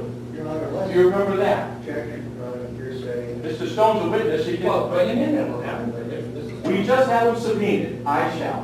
But I'd like to have it heard from Mr. Ross He has first. no memory of it. You've heard him say it. Well, I haven't heard an answer. Did you? So you have no memory? I don't recall that, no.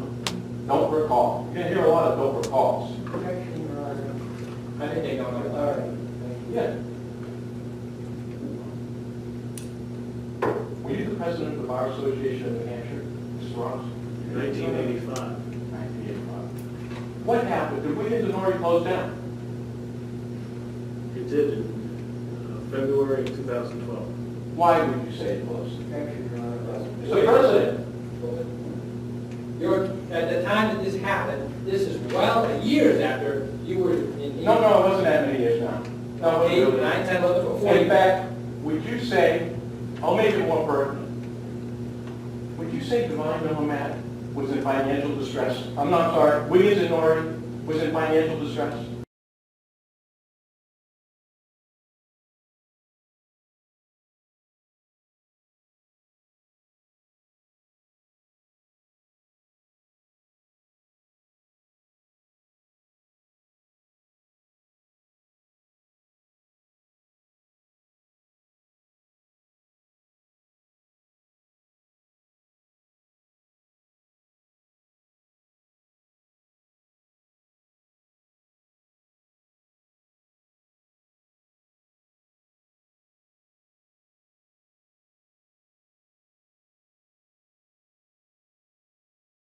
It's called motive. And Judge McHugh knew motive, which is why he stopped Ross there. They didn't want you to know that they were in financial difficulty. That's why they did it. What you're going to see is multiple articles regarding the subject that I said directly. That is totally irrelevant. Oh, no. Meaning overbilling for a company that was in dire straits. For instance, you Sure, if you have remember, evidence of that from some professional, you can call. besides they closed down, they had pretty good evidence. But, it didn't close down? Do you know why they closed down? Objection, Your Honor. Did attorneys, all right, let me ask you, did attorneys leave the law firm because they heard what has happened in my case and no longer wanted to work in Wiggins and Norrie? He would not know any of that. He's the head of Wiggins and Norrie. How would you not know this? When they go to leave, they speak to him. And they tell him the truth, right? Every single time. I'm asking him, when they were leaving, one after another, what were they saying to you, Mr. Ross? I'm gonna rule that is not, that subject matter is not part of this case at all. Miss Sedgwick, when she left, did she have a discussion with you? Don't answer the question. Any more about the bill, sir? Yeah.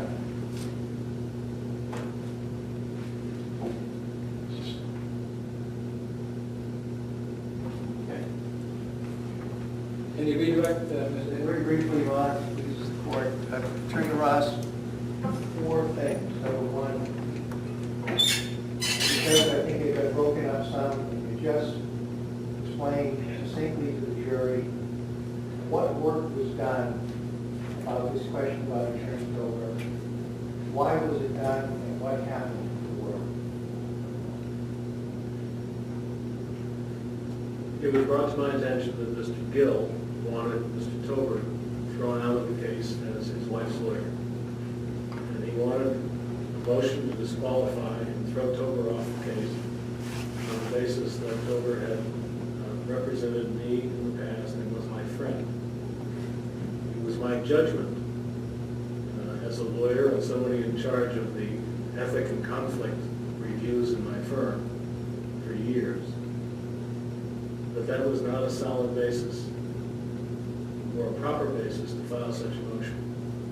And I had that reported to Mr. Gill through Ms. Sedgwick. Mr. Gill did not let go of that issue.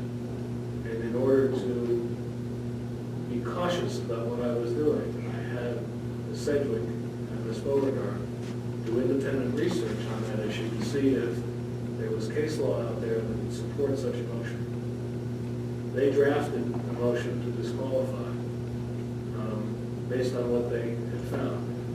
I read it, I looked at the cases, and I made professional judgment that it did not support what Mr. Gill wanted us to do, and that filing it would be frivolous, and I declined to file. I offered Mr. Gill the opportunity to use that work product and have it filed either by Mr. Walker and his firm, or by the firm in Boston that he said was also his lawyer, in the event that he wanted to pursue it.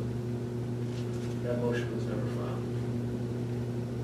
My understanding, Mr. Gill wanted you at Wigan in order to represent him, but he didn't want Attorney Tolbert to represent his wife. He did not want Attorney Tolbert to stay in the case for Sarah Gill. Second, we asked a lot of questions about mental health records of Dr. Broussard, and just explain to you who was Dr. Broussard. Dr. Broussard was a psychologist in Massachusetts who had reportedly worked with Sarah Gill.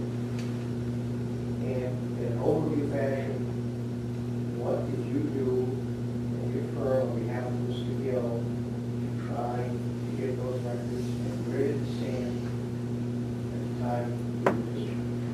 It happened, in my memory, is in two phases. In the fall, when we first got into the case, motions for his records were filed, and a request for his deposition was made with the court. Ultimately, that deposition notice was canceled. That was renewed later in 2008, and we were discharged before that deposition was taken. And in the interim, at Mr. Gill's insistence, Darla Sedgwick prepared and filed with the Mass Board of Psychology a professional complaint against Dr. Broussard, alleging that he had intentionally or some other way destroyed records that were important in the case. Mr. Gill has maintained that those records were the silver bullet in this matter, but I don't know that that's so. And where did it stand at the time you were discharged with respect to trying to nail this down? I have to look at the invoice exactly, but my memory is that his deposition, we had an order for production of records in his deposition, and it was not done because we were discharged. In fact, I don't know that it was ever done after that. Third thing, Mr. Gill brought up several times that the number of hours you spent each month on the case was somewhat limited. Can you explain to the jury why that was? There's several reasons for that. First of all, Mr. Gill had a very good working relationship with Attorney Sedgwick. She was responsible for the majority of the work that was being done at that point. Her hourly rate when we started was $275. Mine was $375. It is my practice to try and put the lowest rate competent person to do the work that's necessary to do so the client doesn't get overbilled. It could have made a lot more money if I did all that work, at $100 an hour more. They didn't, because that's not my practice. The time that you spent on Mr. Gill's behalf, you had at one time that you needed to request a hearing or some other activity that required work from the judge. It did. I mean, you'll see in some of the bills that there are conferences with me for which my time is not charged. But when we would go to court, I would bring with me the people who had done all the preparatory work, so that if there was an allegation that we did or didn't do something, the people who were actually involved in it could be there to answer to the court, to say, yes, we did or no, we didn't, rather than my going through and learning those 8 boxes each time we had to go to court. And that was our practice. It still is. Do you you still have the both of the exhibits 1, 2, and 3? I do. Would you just look at exhibit 1 for a moment, please, sir, page 3 and Could you speak up a little? I'm sorry, Mr. Attorney Ross, would you look at exhibit 1, the engagement letter, the agreement, page 3 in particular?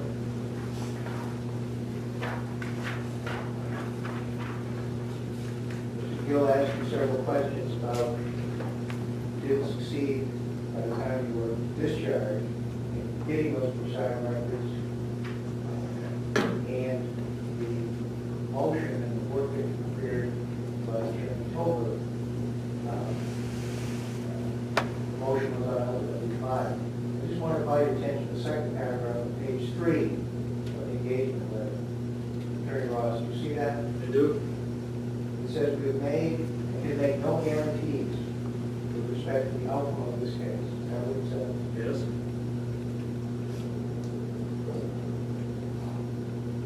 The basis of the bill each month was the hours spent on each professional in advancing and trying to advance Mr. Gill's case. Is that right? That's right. What Mr. Gill purchased from Wigan and Murray was the skill of his lawyers and their time. It's unethical in a domestic relations case to charge a contingent fee. I don't have a practice of adding anything onto a bill for a result. I have a limited amount of time available for clients, and I bill the time that I work.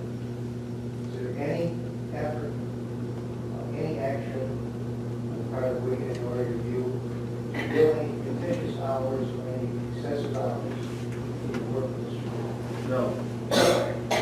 Thank you, Your Honor.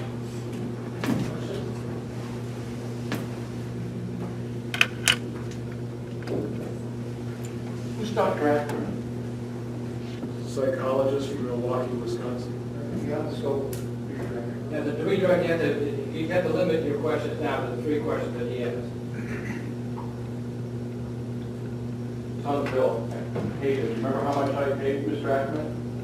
Again, you're limited now, the way the procedure works is you have to only ask follow-up questions to what Mr. Hilliard asked. Just the areas that he was concerned with. I'm sure it was.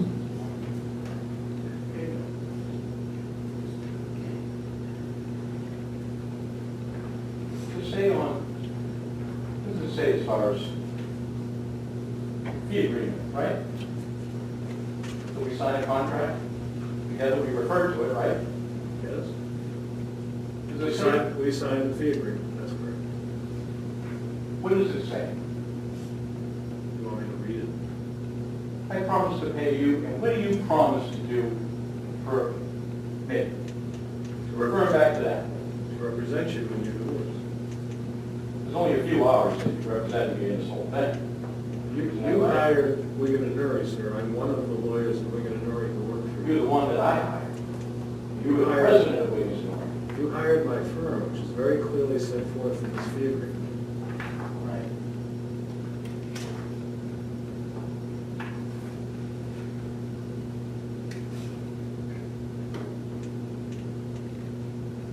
Ms. Sedgwick.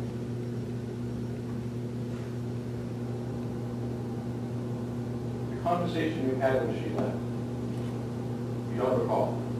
Beyond the scope of your record. Yeah, we covered it. Okay. Yeah. Your excuse me, Ross. Thank you. Client, have any further evidence? No, Your Honor. Mr. Gill, you have some evidence, right? Excuse me? You have some evidence. It's true, I'm not an attorney. I'll do the best I can. Do you want to call witnesses, or do you want to testify yourself? Excuse me. What do you want to do? Well, how about, I'll let Mr. Hilliard question me? Mr. Hilliard doubted his case, so if you want to bring to the attention any issues before the jury, you're required to testify yourself. All the evidence with Donald Sedgwick and all the letters and all the information, you're saying I can't use that. But In closing, you will see the complete affidavit of Dallas Sedgwick, who was given in front of 3 attorneys, and you will know why Judge McHugh did not want this in. I do. Proceeded. We all know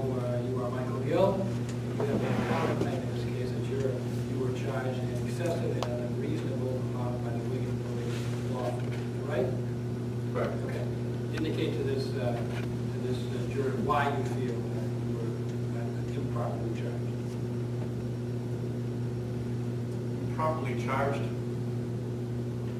It was improper the whole time. What did I get? You didn't get the therapist records. Did you see anything on those records about my children and me getting to see my daughter? You won't. Because the records went missing. Mr. Ross's last statement to me was your wife sue her attorneys? The reason why is because she knew that Ronnie Watts had the therapist records. So we had to get past statutes of limitations. 5 years. And the reason why Mr. Tober is in there is because they are friends. And if they're going to commit malpractice, you better hope your best friend's on the other side. And that's how it works. Well, it's very hard for me to interpose objections or anything. Although I think he's finished making his statement, so are you done? Let's go. Don't miss what happened here. I sure did. Did you hear how McHugh said, oh, I think he's done? Shut me up again. But what I didn't know, and you tell me if you know, that was my testimony. Everything. That was my evidence. Everything. Do you think he gave me those instructions? Watch what happens tomorrow morning. He's ready to cross-examination.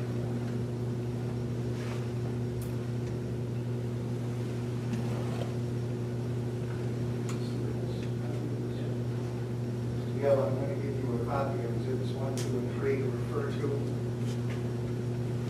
I'd ask you first to refer to Exhibit number 1, sir.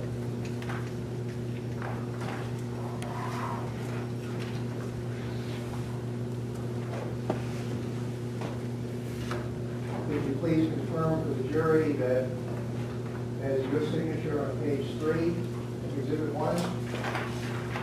It's not. But we can move on.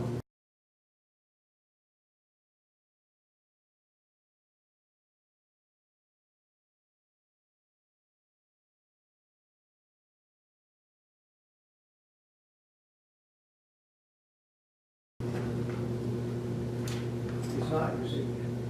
100% it's not. Whose is it? You got me. I only have about 1,000 signatures over there.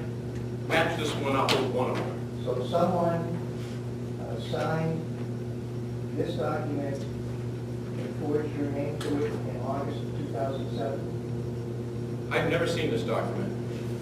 And I guarantee you, you can't pull a signature that I've done, any one out of 1,000 that looks even close to that. Could you look at page number 1, or Exhibit 1, please, sir? Page 1. Yep. This is a letter dated July 18, 2007, from Attorney Ross, addressed to you as personal and confidential at 69 Conway Road, Gary. Is that what it says? Does say that. Is that your address? Was that your address in 2007? It's still my address. Did you receive this letter? No, not that I recall. And listen, you see that signature? You've got my signature on 1,000. Tell me if it's close.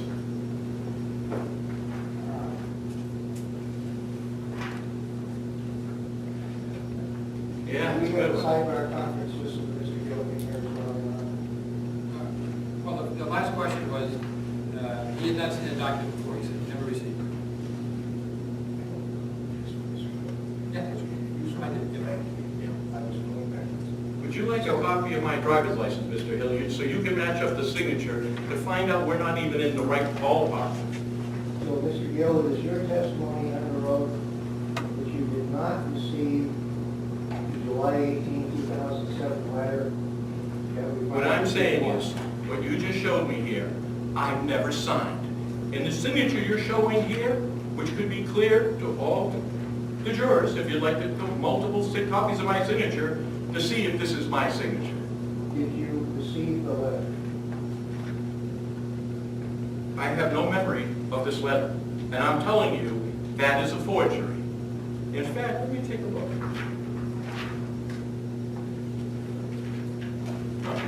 Just checking the signatures of the people who did sign it. because it looks like they used the same pen. And if you would have mailed it to me, then I wouldn't have it signed yet, would I? Would you like a copy of my driver's license to verify the signature? I just want to confirm that you're denying under oath before this jury, Under oath, I'm telling you, this is a forgery, flat out. and you also deny receiving one. Right, that I have any recall of receiving this. This would have been 7 years ago. But I'm telling you this, I did not sign this. So this fee agreement, so forth, is a forgery. Look at the, you know what, my business is checking forgeries. I run a mortgage company. And you know something? Take a look at the pen who wrote it and the pen there. It's not your signature. I think I made that clear, haven't It was I? not signed on your behalf by, Excuse me? it was not signed on your behalf. Absolutely not. Why would I? Doesn't it say they witnessed it? The letter says, at the bottom, read, approved, and accepted. And there's a line for signature by Michael J. Gill, and the date. Pretty clear to me, and that's not my signature. Let me ask you to look at Exhibit 2 for a moment. We all down with one? Put on Exhibit 2. Mr. Gill, and I'm focused on page number 4. In the lower right-hand corner of page number 4. And the entry of July 30, 2007. See that one? Yes? It's an entry by DSS, which is Attorney Sedgwick, conference with Michael Gill and Attorney Ross. I remember it clearly. So you did attend a meeting with Attorneys Ross and Sedgwick on July 30, 2007. Is that Wrong. Let me explain it to you. I met with Mrs. Ross. We were in a conference room with all glass. Mr. Ross came by, knocked on the window, and called her out. The door opened, it didn't close quite, and what Mr. Ross said to her, don't get close, you know what we have to do. When she came back in, that was the beginning of me putting me very curious about what's going on. So it was that meeting exactly. Miss Sedgwick testified to that. Objection to move to strike the last portion of the answer. But, Mr. Gill, please also refer to page number 2, again, Exhibit 2, which is the invoices. Can you speak up again, Mr. Hilliard? I'm sorry. Please refer to page number 2 within Exhibit 2, which is the invoices. Right, so number 2 is the last month. It really wasn't that month, and just billed me for sending me the bill, which extended the bill process. But go ahead. There's an entry on July 30, 2007 by LJR, which should be Mr. Ross, 1 hour conference with client. Do you see that? Conference for client, yeah, never happened. Never. I remember clearly. Do you remember, Mr. Ross? Your Honor. Now you're in the position of having me answer the question, not ask. And the document we have is Exhibit 1, at least purports to have a signature by you on August 2, 2007, 3 days after July 30, 2007. Isn't that right? What date are we looking at? I'm comparing the entries in the bills I understand what you're doing. What that say date? that there were conferences with you by Attorney Ross and Attorney Sedgwick on July 30, 2007. We didn't have that. I testified to that. Mr. Ross and I spoke all of about less than an hour, the whole time. 3 days later, we have someone forging your signature to the engagement letter on August 2, 2007. Is that right, Mr. Gill? Absolutely right. And I would like, Your Honor, to present as evidence number examples of my signatures. You have to just answer the question. Well, I am asking the question. I've asked it 10 times, the same thing. So it's not my signature, but I think it's important now to show evidence, we wanted to see evidence, that this isn't my signature, not even close. Sure, you're a fact witness now. You just answer the question. You can't editorialize at this point. I know about the In your lawyer, closing- the witness. In your closing statement, you can, okay, but not, And if you're looking at page 2, please, of the invoices, Exhibit 2, it reflects that on July 31, Attorney Ross prepared and filed an appearance on your behalf in the divorce case, correct? I do see that. And you received a copy of that appearance from Attorney Ross in the mail when it was filed with the court, correct? I don't recall, I don't know that. Did you ever receive any copies from Wigan and Norrie of letters or pleadings or orders that were filed or received in your case? Well, we have copies too. All I'm saying is the one that I saw, I didn't sign. Now, preparation for Attorney Ross' appearance, did I get that in the mail? Letter? Maybe. I'm not disputing a letter from 7 years ago. I'm telling you, I didn't sign that agreement. Attorney Ross testified here this afternoon that it was the practice of his firm in 2007 and 2008 to send a copy to the client of anything that went out or came in on the client's case. My question to you, sir, is did you receive from Wigan and Norrie on a regular basis copies of anything they filed on your behalf with the court or received from others on your behalf from the court or others? Did I get mail and motions and so forth? I did. I'm not a lawyer, and I did get a lot of that in the mail. And I'm not saying work wasn't done, just not on my behalf. And I'm telling you that Mrs. Ross' signature here and my signature here is the same pen, and I didn't sign it. So where did that leave us? Mr. Gill, looking now at Exhibit 2, I take it that you agree that you received monthly bills from Wigan and Norrie during the time that firm was represented. Is that correct?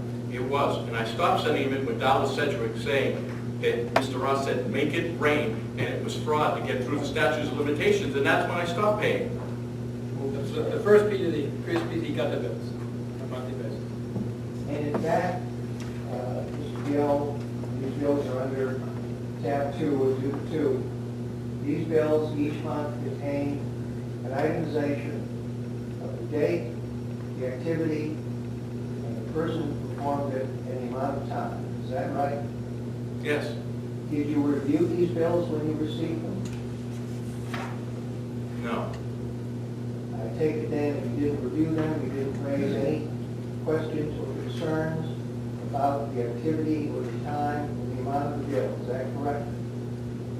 the amount of the bills I thought was excessive. Hundreds of thousands to get divorced, it turned out to 5 million, I thought was excessive.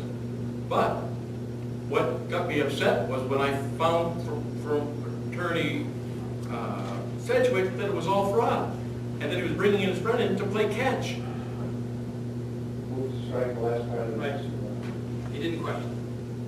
And in fact, you paid, did you not, Mr. Gill, the August, September, October, November, December, January, February, March bills. Is that right? Right, until I found out what Mrs. Sedgwick told me. And then I immediately moved to Alice Walker for a malpractice case and into Boston for a malpractice case against Mr. Ross, and then terminated him. So the answer, folks, is yes. Okay, next. You received the bill for the work that Wigan and Norrie did on your behalf in April of 2008, sometime in the earlier middle of May. Is that right? I don't recall that, but I got a bill every month. It was, And the bill for May, the bill in May for time in April is on page 79 of our materials.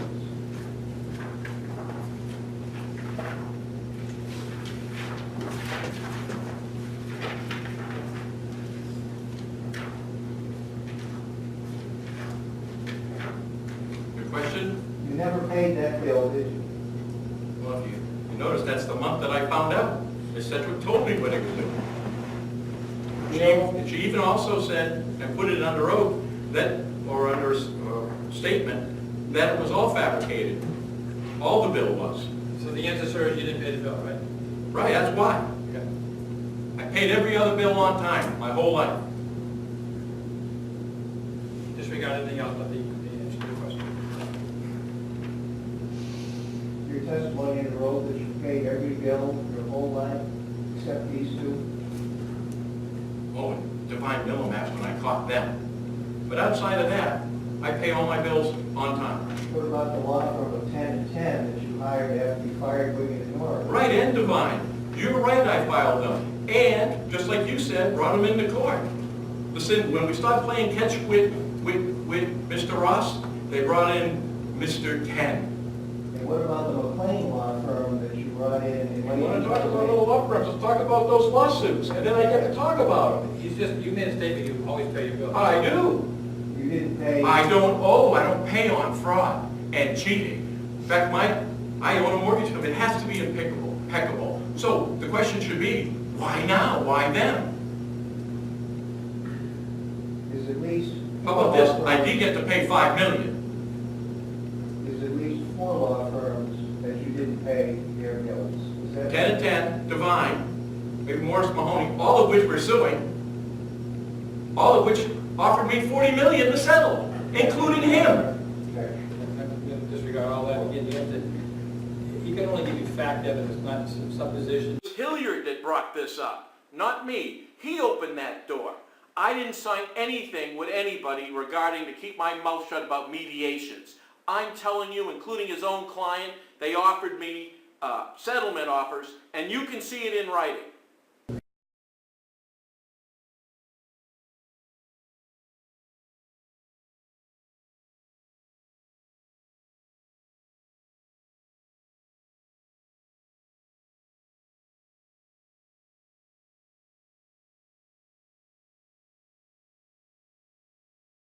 Well, I have it in writing. Is that a fact? No. Your Honor, I got you this adventure. Come on, sir. Your Honor, He brought up these lawsuits. He brought up the law. I do pay my bills. It was fraud. That's why. So he needed an explanation. He's trying to set up their line. I'm trying to tell him that I'm not. He's trying to create something that doesn't exist. You brought up the law firms. Your Honor, I approached the bench for the sole reason that the last thing he said was someone had made an offer of settlement, and he pointed For an explanation. to Mr. Ross as if to suggest that that is, Don't tell anybody. It's on the internet. You can check it out. Your Honor, I will represent to the court there has been no discussion with this gentleman on behalf of William and Norrie about paying a nickel. Mr. Hilliard just lied to the court. Not a nickel, huh? You're right. It was a lot more than a nickel. Settlement, and I have it in writing. You better know I have it in writing. It's in your part of the cell. Part of the cell. So you better. That's the only issue you have, though? that's what I came for. At some point, Your Honor, Bring it in. I'll bring it in. the process, I know we have an intelligent, sophisticated, experienced jury, but at some point, the process gets so tainted. You're right, at some point. I'm not sure we're there, but we may be close. Thank you. Ladies and gentlemen, the law in this state is that with respect to settlements or discussions about settlement, they're not admissible for evidence for juries to hear. You're here to hear the facts and facts only. What these parties may or may not have discussed amongst themselves before they got here and decided to put their case before you to decide, that's small irrelevance. But if it's in writing, Your Honor, on the internet, from them, is that Disregarded. Next question.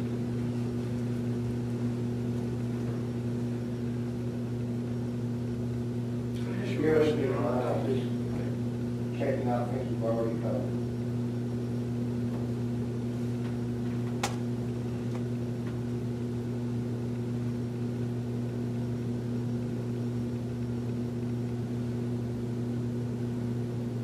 One final thing, Mr. Gill, you fired William Norrie in May of 2008, is that correct? I don't know, your bill says you're charging me from June. or August. So I'm not sure. Is that the end of May? It's the end of May 2008, sir, Okay. So yes, I did fire them. and your divorce case was finally scheduled for trial in March of 2012. Is that right? They settled the night before they went to go to the trial. In March. For a tenth of what I offered my wife. Your Honor, They settled that before they went, go ahead. in March of 2012, correct? Right. Thank you, sir. All I have. Okay. Any other witnesses? Mr. Gill? Not that I have here. Come up again.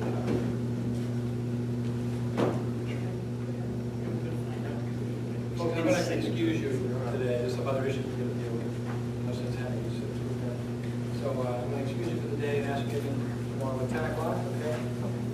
And as you know, in past cases, it is impermissible for you to discuss any issue about this case, any testimony, any suggestions, any records, anything, until the case has been given to you. That's one thing. The other thing I remind you of, you can't seek to learn more about this case through the internet or any other source, okay? Keep your oath in mind, and we'll see you all tomorrow at 10 o'clock. Please stand for the jury. The record reflects the fact that the jury's left the courtroom now. There's an issue with respect to a potential witness, Mr. Gill, call, and the suggestion from Plaintiff's counsel is that she has no relevant and personal knowledge with respect to any issue in this case. And she's here now, so why don't we get her, put her on the stand, ask her what you want to ask her. I want to talk the jury. I was to have Sarah Gill at this point as a witness. They didn't know what she was going to testify. Was she going to maintain lying or not? They couldn't take a chance. McHugh ordered the jury out. And he wanted, and Hilliard wanted to hear from Sarah on the witness stand before the jury hit her, just in case she told the truth. They couldn't have that. So McHugh ruled that the jury cannot hear her. So I did not have her testify. Yeah, you got to get past this hurdle first, me. If I find it relevant, they're going to hear it tomorrow. How can it not be relevant? That's- I didn't want to call it now. They're not, they may hear her tomorrow, so don't worry, right? But I have to figure out whether or not she has relevant evidence that she's here now. I want to dispose of that issue today. Now, if you want, if you're, let me just make it. I have a problem with this. I said, here's the two doors. Door one is you can say to me, I'm not going to call her. They have not put her on their witness list. I will not. They did. I will not let her testify, okay? But that means that you... Door number two. Or that means, just to close door number one, that means that you cannot call her tomorrow. Right. She's done. Right. Okay. Door number two is, I'll hear her now, and if you can convince me that she has something personal and relevant to offer the jury, I'll order her back tomorrow to give that testimony. So if you say no, they never hear it. That's right. Is there a three-door? No, there's no three-door, but if you call her in and have her testify, then you have a record for your appeal. I already had. So you're saying I only have those options? And I have to make that decision right now? Right now. I have 10 minutes. You have 10 minutes? So what are you going to learn in 10 minutes that you don't know now? Well, You've thought about this before, obviously. You know this right, case. and I'm bringing her in after Walker spoke, after Tobert spoke. I want them to incriminate themselves. Well, they can still do that. What's her testimony going to do with any of that? Well, not if she doesn't testify. You're saying this is testifying there. This doesn't impact the jury. The jury should hear what she has to say. Okay, and they may. If she has something relevant to say, I'm going to let them. I'm not saying you can't call her. I'm just saying you got to put her on first to make sure that she only has relevant evidence.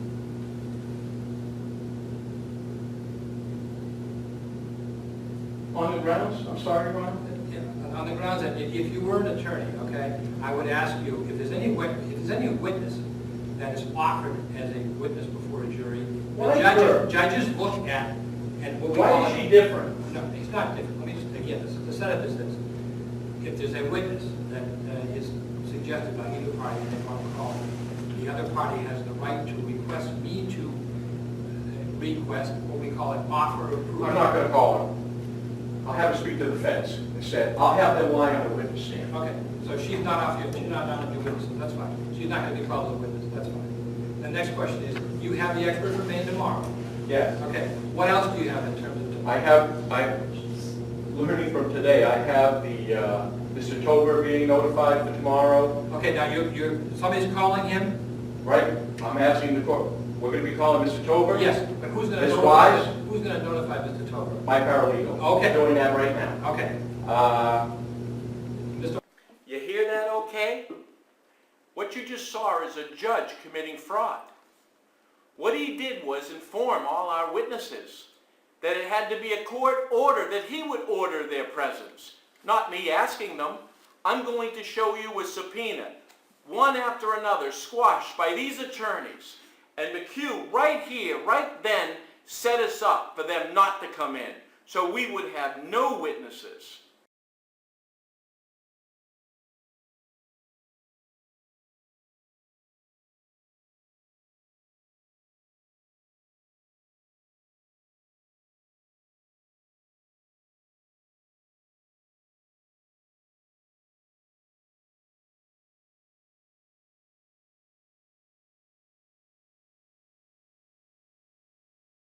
Walking down there. Mr. Walker's on Monday, first day.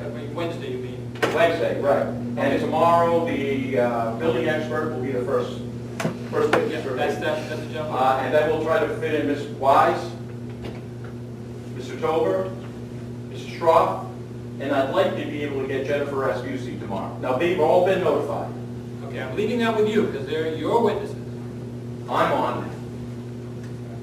And the first witness is going to be the gentleman from Maine, the expert. I already had the questions all written down. Okay, good. Yeah. All right, 10 o'clock tomorrow. Very good. 10 o'clock, 10 o'clock. thank you. All rise, please. I went home after court thinking about that forgery. And why? And I figured it out. It was more of a release than a fee agreement. They knew from the very beginning they were going to commit fraud. That's why it's forged.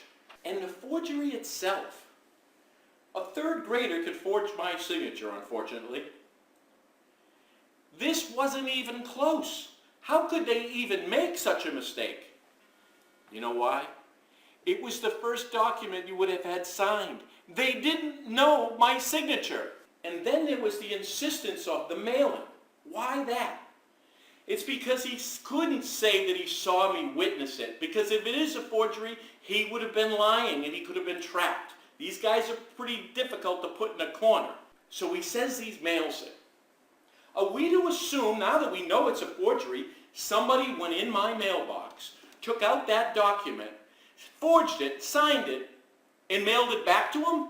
They were in financial trouble. They couldn't take a chance for me to read this agreement and say, what the hell is this? That's why it was forged. And you know who forged it? And we have many figures proving it. It was Dollar Sedgwick herself. So they worked in conjunction together. In fact, if you look at the fee agreement, it refers to one other document. And we have that document. And guess what? That's the forgery too. By the same person, clearly. Well, then it hit me. They're going to have a mistrial. They can't keep going. I went to court this next morning, as you're looking at right now, knowing that they were going to kill this case right then and there. They had to shut us off, and that was it. Watch what happens. The Honorable Court is in session. Folks, behave, please. Mr. Gill, can I call you next witness, please? Well, I'm going to call myself, Your Honor, but I want to... Well, when you can't do that. You testified yesterday. You're done. Well, no, I didn't testify. I was cross-examined. You gave a statement first. No, that wasn't a statement. Well, I don't know what it was, but you were on the stand. You can't Listen, go we back. just presented a forged document yesterday. I did not testify. I did not, and it wasn't clear that you told me that I was testifying, But, because that we would have had an issue. The first thing I want to do is testify to what Mr. Hilliard interviewed me about. No, the way this works is you have one opportunity to take the stand. And Mr. Ross can't come back either, by the way. Well, wait a minute, I didn't testify. I didn't make a statement. Mr. Hilliard asked me questions. I swore, I have to I bring swore this- you in, I swore you in, and I said, tell them what you want to tell them, and you made a statement. Well, you didn't tell me that was my statement. The statement was my testimony. Who would you think it was? You already made an A open statement. How about this, Mr. Gill? Your testimony. Mr. Hilliard cross-examined me. I would like to make this my evidence. Your Honor, he just presented a forged document that I can clearly prove was forgery. And then we can go on why they forged it. I never saw this document. I can make a statement now, Your Honor. You can make a closing statement, I suppose. You have one more shot at them. You can make a Oh, closing I'm telling you, I believe this is criminal. I believe you didn't make it very clear to me. There was this. Mr. Hilliard asked me a question. We only have two parts of evidence, the bills and that agreement. The signature is so far off in this agreement, it is comical. You know why? It's the first agreement I would have signed with them. They didn't know my signature. Why? You remember Mr. Ross testifying? We don't make any promises. I was a multi-millionaire. They were in a recession.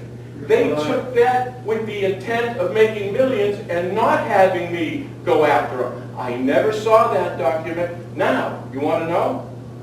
He said that he mailed it. Your Honor. It was the same pen. May we stop for a minute? Yeah, go ahead. What's your position on this? I object to everything that's going on, Your Honor. It's inappropriate, and I'd like to make a motion outside the presence of the jury. Call for that. I want to tell you this.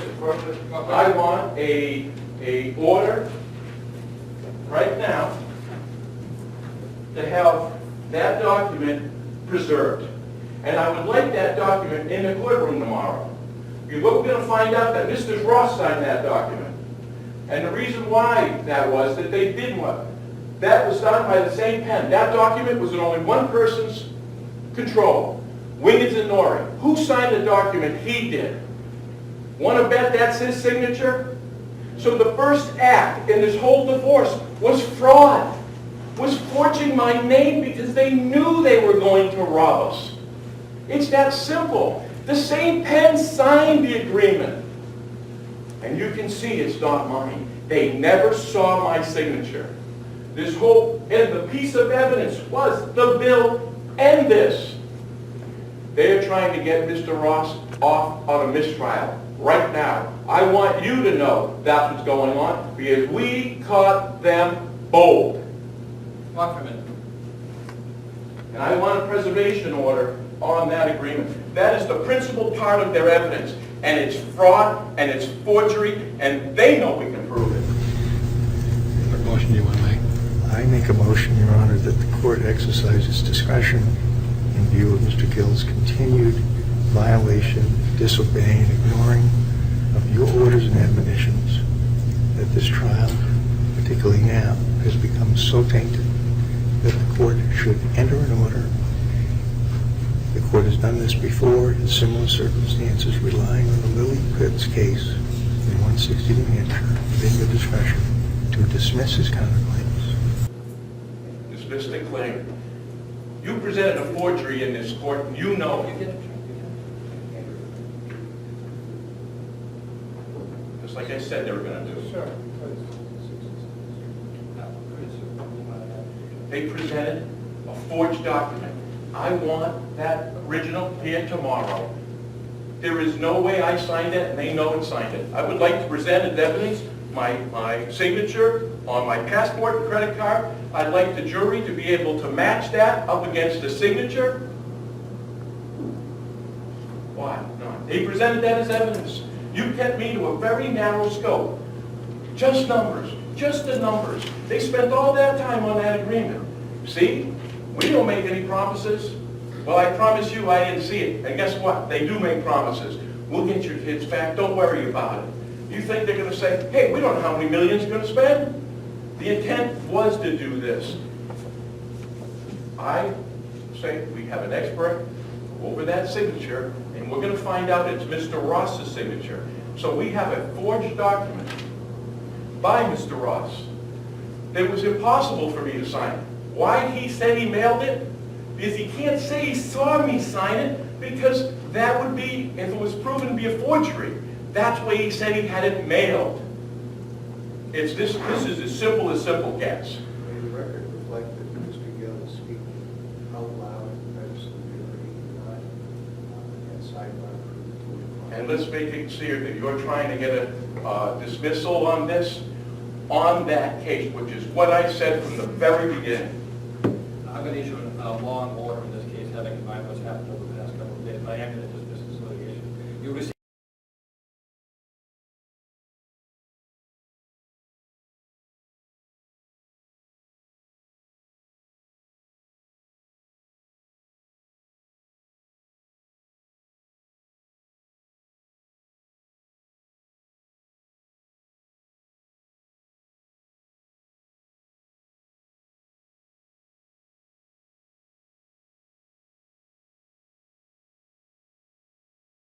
a long order, and then you can appeal it.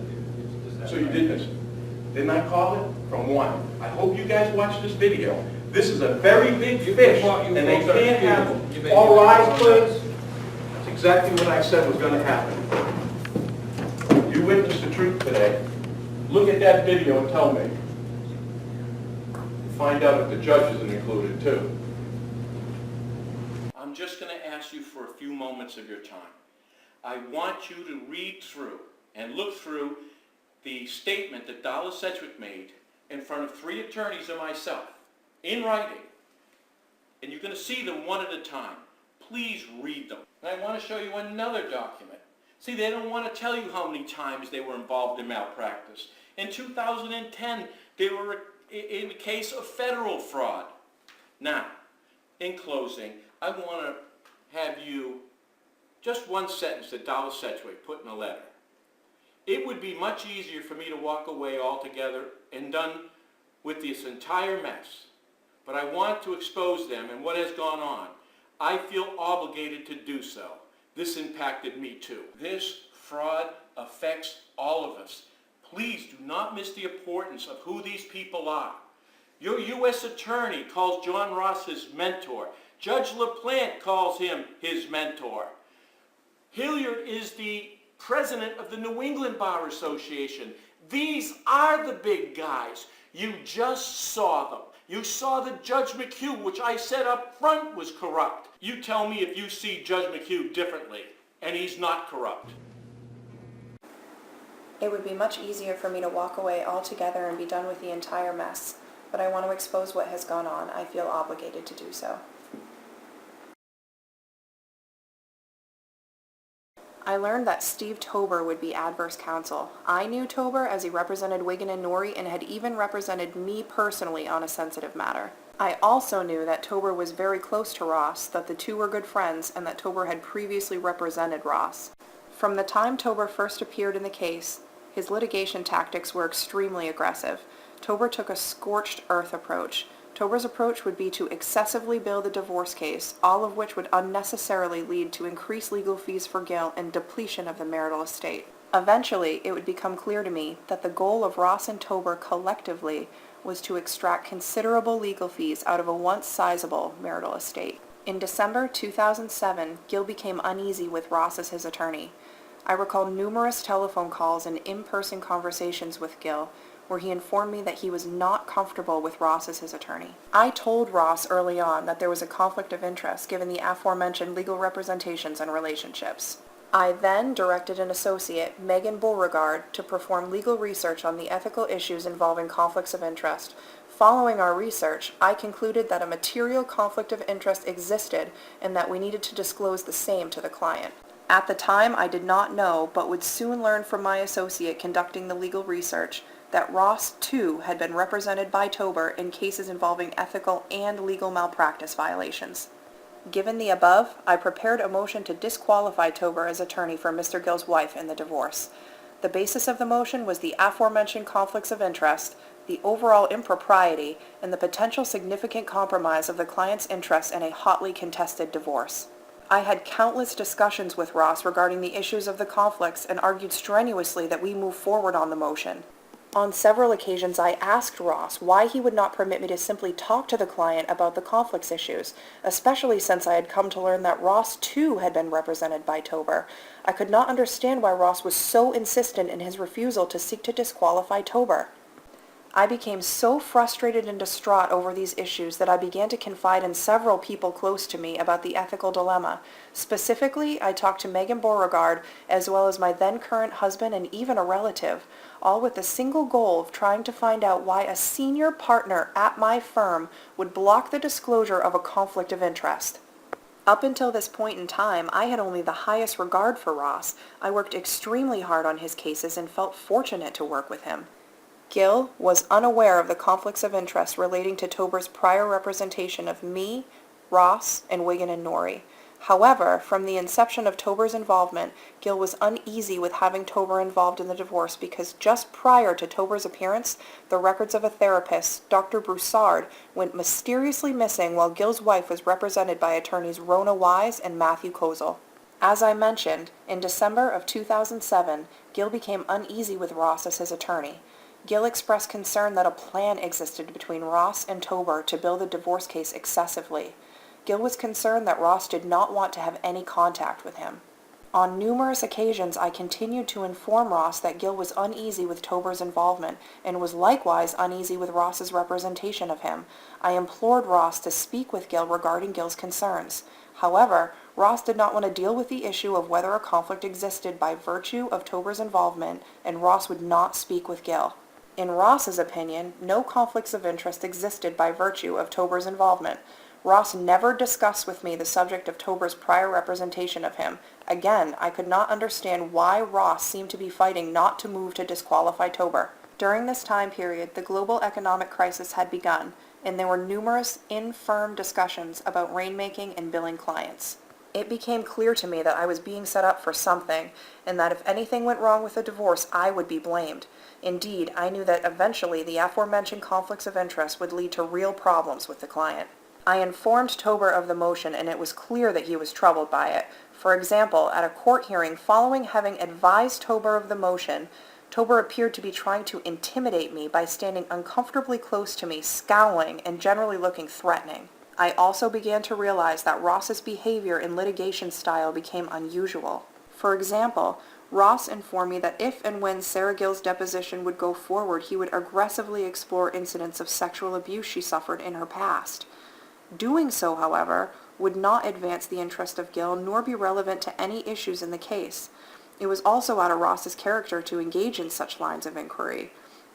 It then became obvious to me that this line of inquiry would only be used to delay the litigation by forcing Tober to stop the deposition.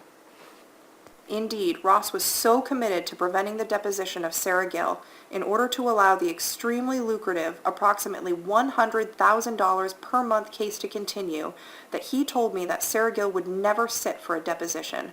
Ross said that either Ross or Tober would feign a heart attack or some other medical problem in order to stop the deposition. Ross told me multiple times that Sarah Gill's deposition was simply not going to happen.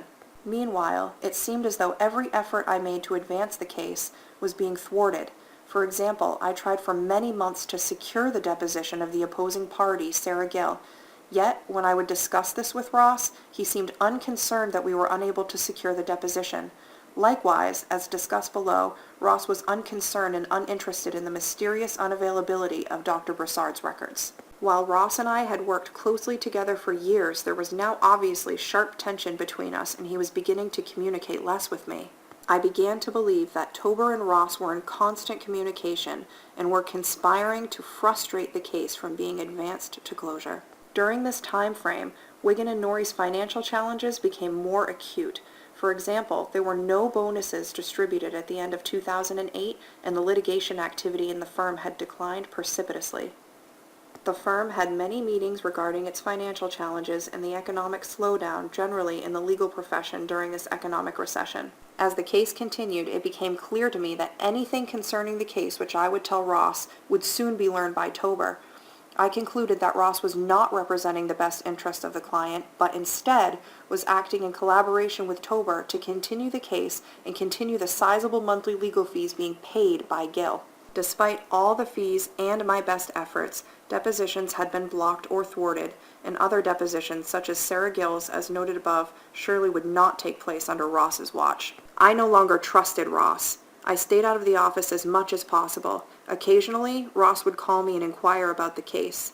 His most common question was to inquire about the client's current thinking. Through my conduct in the case, I began to make it clear to Ross that I would not be a party to what I saw as unethical conduct, and this created greater distance between me and Ross. Eventually, this friction was expressed in an email response that I had sent to Ross. He had asked me, in an email, to engage in some ethically questionable conduct, and I responded that I would not do it. By this point, I was close to leaving the firm. I did express to Ross the client's displeasure with the case, the lack of depositions, and other related issues. I informed Ross that the client wanted to interview other law firms. I soon interviewed William Levine of Lee & Levine in Boston, Massachusetts, as potential successor counsel to Wiggin and Norrie. I explained to Levine that depositions had not been conducted, that discovery efforts were being thwarted by Tober without resistance from Ross, and that we had not obtained the therapy records of Sarah Gill. I said that I needed to find successor counsel who could properly represent Gill's interests. I also informed Levine about Ross's conflict given Tober's involvement and Ross's apparent efforts to force the expensive case to continue by delaying necessary proceedings, among other things. They listened to what I had to say and agreed to a second meeting. After listening intently to the challenges I was facing in representing Gill, Levine advised me that the situation would not likely end well with Wiggin and Norrie. He then gave me the name of another lawyer with an expertise in ethics. That lawyer, who also listened intently as to what I had to say, advised me to leave the law firm of Wiggin and Norrie. As for the therapy records of Sarah Gill, they had been in custody of her therapist, Dr. Broussard. At various times, Dr. Broussard's office had represented that the records didn't exist due to 1, a water and flood problem, 2, a fire, and 3, an accidental shredding by Dr. Broussard's secretary. Broussard's office even stated that the records might be in storage. Ross rejected my efforts to challenge in court these suspect and inconsistent grounds for allegedly not having medical records. I came to the conclusion that Dr. Broussard's records may not, in fact, have been destroyed, given my review of the records of Dr. Garber, which note that he reviewed Dr. Broussard's records in which detail a conversation Dr. Garber had with Dr. Broussard, wherein Dr. Broussard acknowledges the existence of the records. From time to time, I had heard Ross make highly derogatory comments about Gill.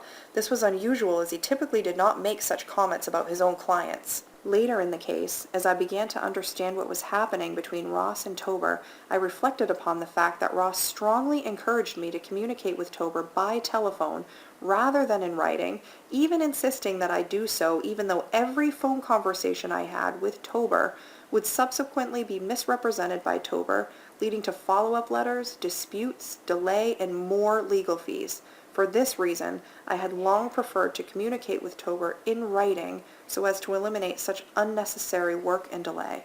Ross never explained to me his rationale for why I should only communicate with Tober via telephone and not in writing. At some point toward the very end of my relationship with Wiggin and Norrie, I told Ross that I know what's going on here. I recall making a statement along the lines of, "How much money do you need?" I gave my notice to Wiggin and Norrie, advising them that I would be leaving the firm.